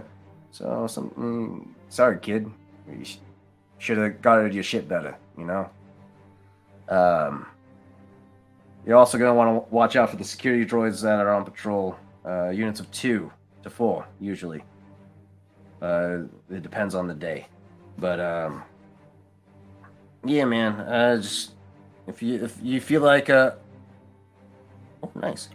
If you feel like you need that extra oomph, just send one of your sneakiest guys in to do this, and that'll secure your edge, no problem. By the way, who are you racing for? You're not one of the corporate teams, are you? Oh no! Do I look like a corporate guy to you? You look like a blue collar kind of guy, as like me. You got that look. I ain't gonna lie. This ain't my day job. I pull freight. Across all the hyperlinks. So. All right, so you know a good car when you see one. Good. Oh yeah, if I can tote my Wayfarer across space, across the galaxy with a whole load of or whatever the case may be, I think that I can get a cloud car up to par and cross a little cloud of gas here. Oh man, you know what I mean. You're gonna be running laps around these guys. Driving a cloud car comparatively to what do you normally drive? Wayfarer. Medium class. Yeah. Yeah. That thing turns. How's the handling on that thing, by the way? Is it? It looks like it. Yeah, it turns on about 1,000 dimes, I would say. Not on a dime, about 1,000 of them. But hey, you get used to it, and I mean, she's my baby. Yeah. All right. I'll keep an eye out for you on the tracks, but piloting a cloud car, gonna be piece of cake for you. No problem. Yeah, we're gonna probably we got a couple things to work on. Me and a mechanic friend of mine, we're gonna try to super up a little bit this fine afternoon, and maybe take her out for a spit. Do they? Again, first time competing. Are we allowed to run the course? Just no. They ain't gonna let you run that course. I didn't think so. Can't spoil the surprise before the race, I mean, you could, but trust me. I've tried it time or two, but the wing guard officers are pretty good at catching stray vehicles out there. But yeah, they don't even put the buoys out until the day of, so you're gonna be hard pressed figuring it out unless you break into the control tower or something like that. We'll just I'm sorry, what?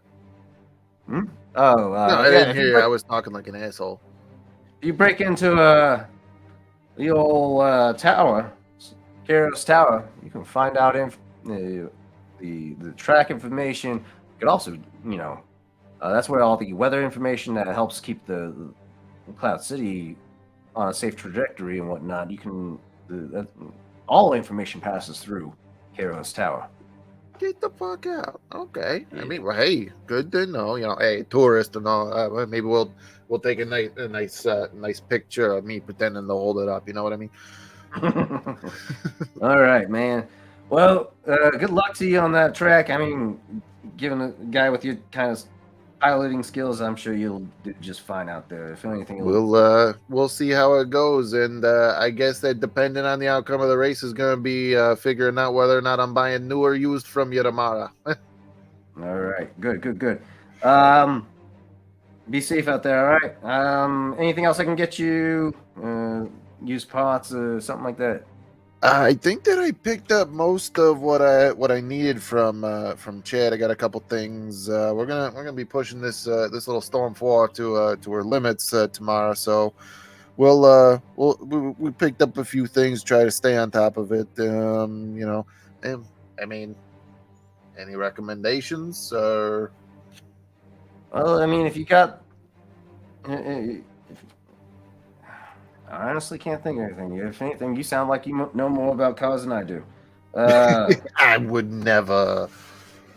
But well, win or lose, come seek me out at Pod Race's retirement. I'll buy you around. All right. Pod Race's return. That was the retirement. Retirement. Okay. You know what? Sounds good to me. All right. All right. This is when you walk up at the end of their social encounter.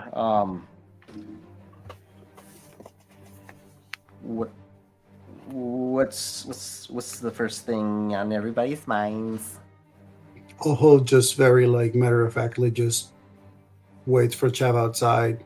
And when Chav comes out, it's just, do you get what you need? Yeah. Did you get what you need? I don't know. And then he starts walking. I don't know. I'm going to be a mystery person. He's allowed to be sad right now, okay? All right. By this point, it's noon. Chav, you get a notification on your communicator from Aaron Shen. It just simply states, the apartment, 8 p.m. And that's all it says. At the moment it is noon. You guys got a couple hours to kill. Actually, track that. It says 3 p.m. 3 p.m. Yeah. Okay. It's probably not enough time to go do anything with the cloud car, huh? That's the only other thing on Chav's to-do list is actually work with Dove. And if I'm not mistaken, Dove and Roll were going to look for the slicer. They go down back to the 160th floor to try to find either the Nabucco or the R3 unit. I don't remember if that was what they were doing or they were doing something else. I don't know. We'll cover that when they come back next session. Also, welcome to the Raiders, by the way. Thank you for welcome. raiding. Welcome. I hope that you guys are salutations. Doing good. Now roll your dice. It's game time. Okay. You got your suit. You got a meeting with Arend at 3. You got 3 hours to kill at the moment, and what else? We've made contact with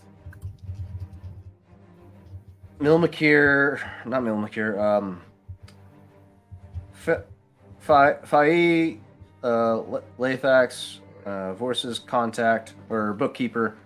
We've made contact with Gantel Dro, Hospodura, Carrick, Kalthos enforcer. You've learned information about Vorce Tabarith from his both his enforcers at the landing pad and his bookkeeper. Mm-hmm. You have footage in your hand right now. That Phi E asked you to deliver to the Caltho. Yeah, I'd like to view that footage. Okay. Yeah. Let's watch the footage. You're gonna do It's it out 6 in the seconds open, long. or Let's you watch gonna? the line. Because technically speaking, Chav and I now know where Caltho is, and we have also this information. On that note, we cannot tell Rawl he will blow up the hotel. Well, he doesn't have explosives yet. Yet Yet. is the key. Yet. The key word is yet. But There's no pocket grenades. fucking oh my god, I'm terrified about Galt Gibbs and explosives. You still need to get the floor plans for the museum. All right. How do we go about that? Well, the first attempt was a Because it was like a failure. break, like a trigger alarm thing. No, the first attempt was a failure because somebody wasn't very generous with the credits. Second attempt was an attempted break-in, and that failed.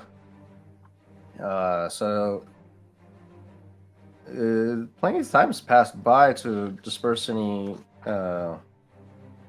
suspicion, but yeah, you still need the floor plans. You were told that you need to seek out a slicer to acquire a computer spike. You were also warned about the possibility of running into Lobot, dealing with anything network related. And then, which stands out to you, Chav, because you were just told that the whole network goes through Karos Tower. The security network, the administration network, everything passes through Karos Tower, as well as the weather conditions. So that's another possible point of interest. I mean, it just on that note, like, I'll bring it up, but I really don't think breaking into a place like that's like the Hail Mary plan for everything that we have. You don't want to Like, attempt we to got break into nothing else. the central hub of Bespin. Yeah, exactly. Like, oh, all the answers you want are in this one place that's literally probably a fortress. Oh, come on, we can take him. It's a long way. Stealth me. What? I cannot jump to this because you'll have to stealth me. Oh Don't tell Raw. Not so well. Loving this whole Stealth while being thrown because we're Just throw the it. stealth. Okay. You were also informed about Zekrafol and Eliza's suspicion of her true intentions. Yes. I mean, the footage that we have is 6 seconds. Right. So I feel like, well, one of the first things that Oho would probably do when rendezvousing with Jal would be Jal. Wow. Wow, My buddy. brain. Wow. Freudian slip. Not even the right channel. I just want to play all the games at once. He's probably going to retrieve his cloak, and he will probably take a moment to like excuse himself somewhere where he can like disappear for a while, be able to like put it on and come back from a different like area. Okay. Just for safety, kind of like return to I am back to being just the cloaked, hooded figure, mask figure. But I probably, he'll probably want to find a place where they can both observe the footage and then sort of discuss from there, because I feel like things that we can do while Raul and Dove are doing their thing is potentially see if we can give it a go at the plans, the floor plans, and potentially speak to Hut. Okay. So you guys find a secluded spot and you pull out the data spike and plug it into your data pad. It's a scratchy footage. You get a sense that it was slightly corrupted just to ensure that you can't get like the best of quality from it, but enough quality to pique somebody's interest. But it's footage of Mil McCure in a compromising position over somebody over a shady deal with somebody that doesn't appear to be there's an exchange of sorts. He hands him a bag of what you can assume is credits, and then Mil McCure is, you can see, receiving a what looks like a large bag, the contents of which is unknown currently, but it looks like some sort of like exchange that doesn't seem favorable. Doesn't seem favorable. Favorable or shady, or It looks shady as shit. Essentially, Does this look like a spice deal? It's given the Even shifty, if it's not actually spice, does it look like that? Like that? Given the angle of the footage and the scratchiness of the footage, you get a sense that this was either staged to look like a spice deal, or he's acquiring something that he doesn't want to see known to the public. So it's a very compromising footage for somebody like Mil. And post to TikTok. No, I'm kidding. So technically speaking, Fahid works for Vors. Correct. But they have footage of Mil McCure. Yeah. You get from this footage, you can reasonably assume that this exchange is going down from somebody within Force's circle, and this was staged at a point where they could record it and use it as leverage against Mil. And as far as we know, Mil McCure was the professor of Pospadura. Yes, a professor at the University of. Yes, Mil McCure was had a relationship with Shreya Ardasa, who is the love interest of Mil McCure, but he's also Pospadura's love, the person he came all this way to be with. Correct. So it's a weird little love triangle.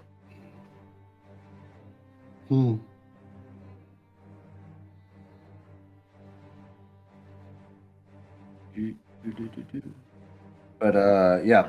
So the footage doesn't look favorable in Mil McCure's favor, yeah, it doesn't look good for Mil McCure. It looks something looks. It looks like somebody's trying to frame him for something with the way that this was shot. I think Oho is just going to. What do you think, Chef? I mean, I've seen enough spice deals to know that this either is one or is supposed to look like one. So, unless that's a rather embarrassing collection of, like little girls' dresses or something like that, he definitely doesn't want people to know about, it's probably something illegal. Well, we know Emil Makir is supposed to be wealthy, and we know that Fahid, the one who gave us this footage, wants to go back to Kaltho,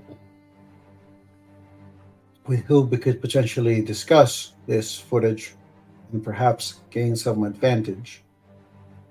Or, Correct. or there are two other things that we can do with this. One of them is we could attempt to pressure Mil Makir themselves with it. Or try to persuade Paspadura to give them this as a tool for them to deal with it what they will.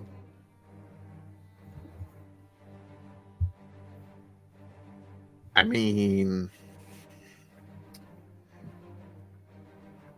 I do kind of like the idea of getting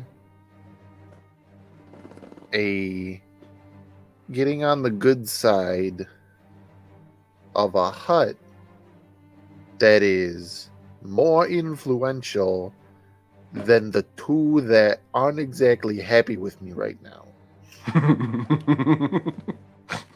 Despite the fact that I did nothing wrong. Of course you didn't. I didn't. Of course you didn't. That's what I said. Of course. Of course. Anyway. Everyone knows who's in charge.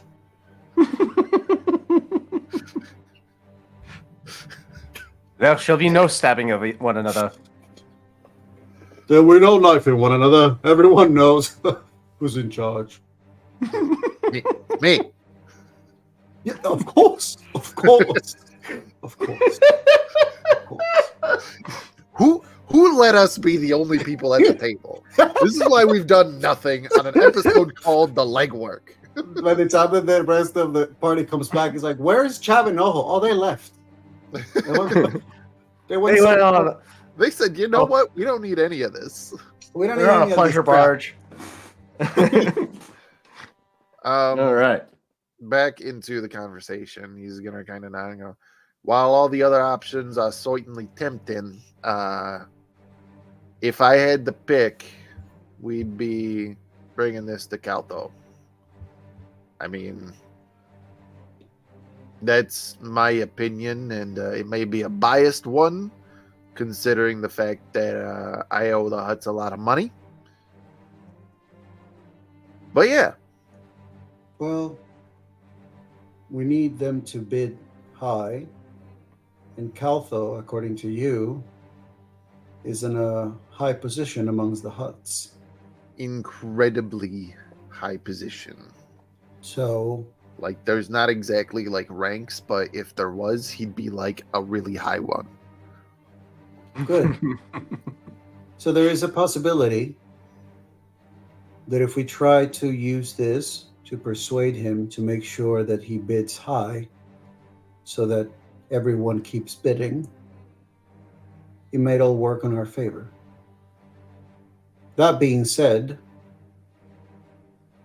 if we do bring this to Kaltho, we cannot let Kaltho know that we were behind what happens next. Otherwise, we will be falling out of grace, not just with the two Huts that we currently know, but Kaltho as well. Yeah. That's a really good point. I mean, we can do it. We just have to make sure that if we are the faces delivering it, we cannot be the faces seen doing anything that happens after.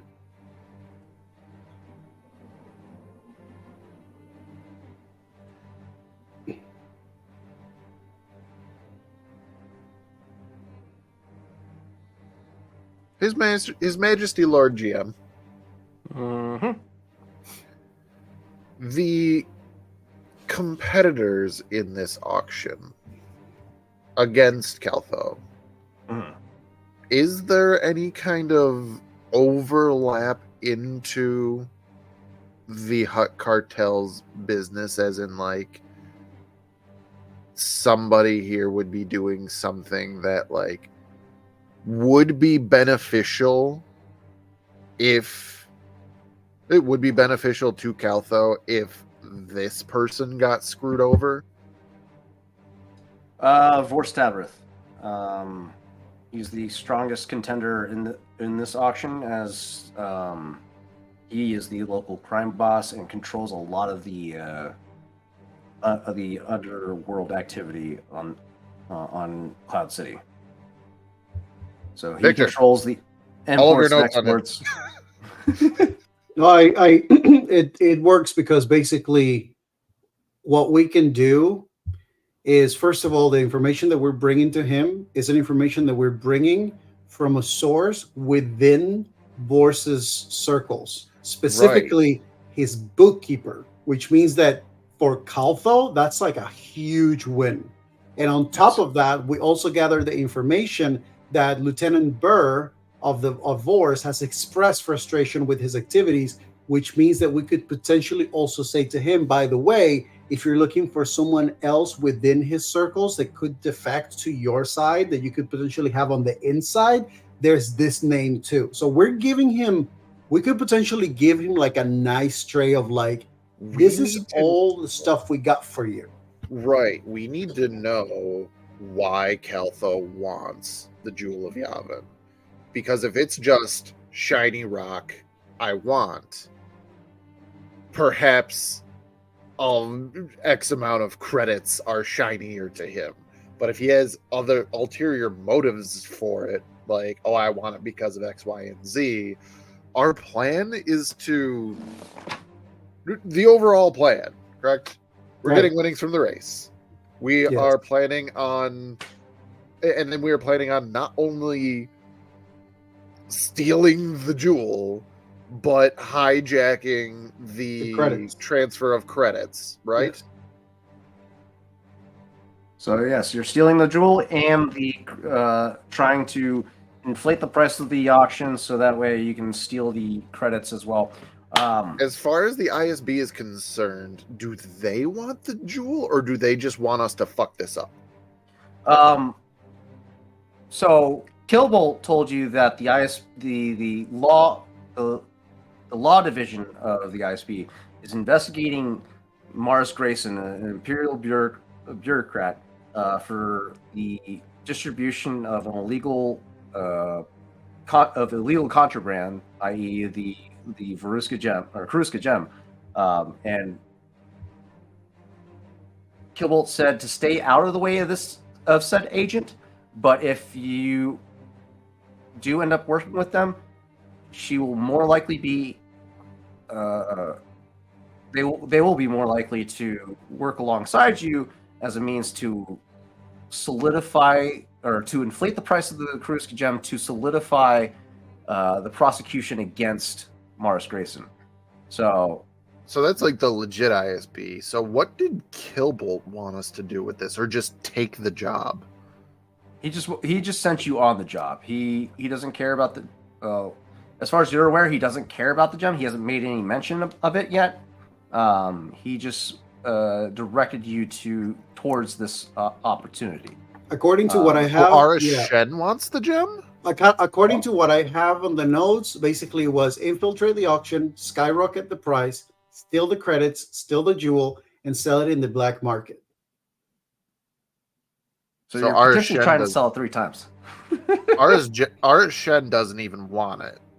Aris Shen is the daughter of Arin Shen. Arin Shen wants to steal it because of a prior interaction with Mars Grayson that cost him. Yeah, he does. So he doesn't really want the gem. He wants to steal the gem. He wants to steal it and enact vengeance against. Yeah, Mars. it's basically an act against Grayson's like popularity or like stand. right? So us stealing it, mission accomplished. We don't have to give it to him. To our end? Yeah. I mean, he's expecting to. He is expecting the gem. He's expecting the gem. But we did speak about selling it in the black market and splitting the profits. Exactly. With him? Yeah, I think that was part of the conversation. Yeah. When we're talking about the deals of like what was the like the split cut of it. Follow me down. All right. In the goal of inflating these prices, the fall guy, the person that we want to actually win the gem by betting all of their fucking money. Remind me, Vorse? Right? Yep, Vorse, yeah. So this is because, and we can get this to happen, we can get Caltho in on it because, hey, this is your competitor. You get him out of all of this fucking money for this gem, you can move in on his territory. Then hijack the fucking trade, steal the gem, bring it back. Hey, Arn Shen, we have the gem here. You want to sell it on the black market? Guess what? I know somebody who wants to buy it. Caltho. Ooh, look at some big braining over here. I will put this through the Chav filter later, but like player to player. Yeah, no, but it makes sense because it's one of the things that even like as Aho mentioned to Fahid was, if you help us make sure that Vorse bets all of his money, but just basically derail him with the wife thought to put all the money in that bet, that means that if he actually, even if he were to end up winning, that means that all of his money goes into that, which means that he loses all potential like power over whatever, which makes Fahid's transition to Caltho easier. So like we already kind of have Fahid. Yeah, so Fahid's already kind of, technically speaking, if he follows through, he's already acting on that plan. Like it will still be in alignment with that plan. Okay. So, and honestly, we can go into this like basically asking Caltho, so like not bidding, what would you pay for this gem? Like you give us a number. Like we're telling you right now, not only are we going to get you this bookie with this incriminating evidence, and we're also going to financially ruin this fucker, but at the end of it, we're willing to sell you the gem. Yeah. Not for that price that we're going to make this fucking patsy pay. Well, actually, he doesn't even need to know about that. No, because even if we were to sell it for whatever price, we can tell him the reason. Yes, you're paying a lot for it, but you're not only getting the gem, you're also getting the fact that Vorse no longer has the influence because he basically just threw his money into this. We don't tell Caltho that we are stealing the transfer. The whole thing, we just tell him, like he's about to spend all this fucking money. He's going to be financially ruined. You can then move in on all of his shit. So he doesn't know that we're about to get paid, but we do tell him we're going to steal that gem. And we will sell it to you.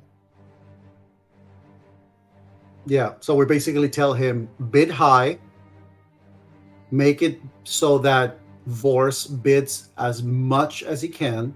Yeah. And then, I can contact Fahid and find out for him to tell me, since he's a bookkeep, what is the financial funds that the current Vorse has currently. Yeah. I was gonna try to like insert this in that conversation, but like I couldn't really like come up with it, especially through the Chav filter. But like legitimately, if we know that, we can reasonably assume, and then we have to, like, he knows him. We talk about like how much of a gambler is he really? So if it's like, this is I can like, this is my spending cash, but I have this much. How do we get him to spend closer to that much? Like, is he actually going to go for it? What is the max?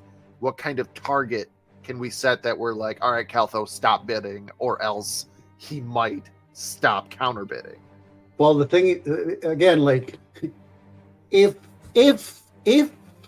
fucking Ojo was a bard, as I seem to be fucking playing him, despite the fucking character sheet, we could use because we know that it is all about the wife. Yes. So if we just really like press on the fact that him getting this goddamn gem is the best direction toward his wife.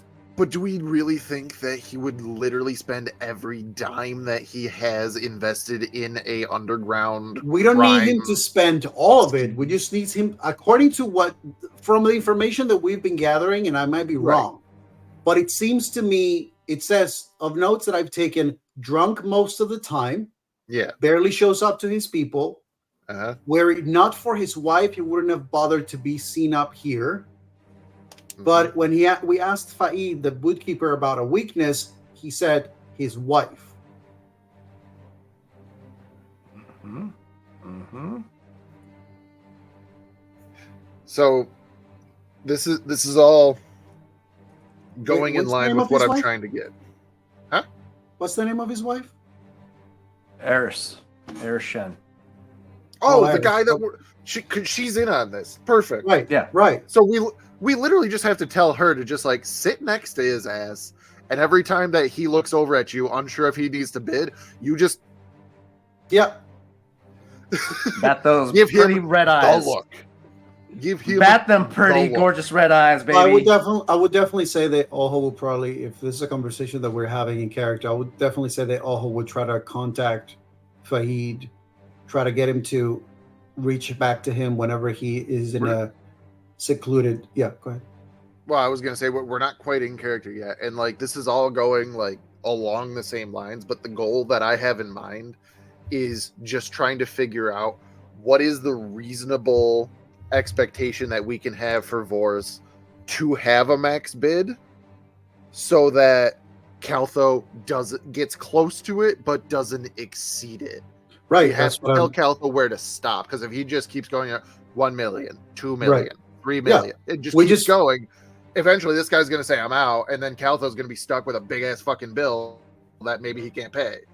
Right. Not that he'd end up paying it anyway, because we're going to hijack it, but, I mean, we have to be able to tell him where to stop. We need Caltho on the inside. Which is where Faid comes in. Yes. Okay. So that's our goal. We need the number. Everything is starting to kind of make sense. Yes. We need the liquid assets. All right. All right. We need him to buy those tickets to Universal. Okay. We got all this. I'd say this is close to 1 p.m.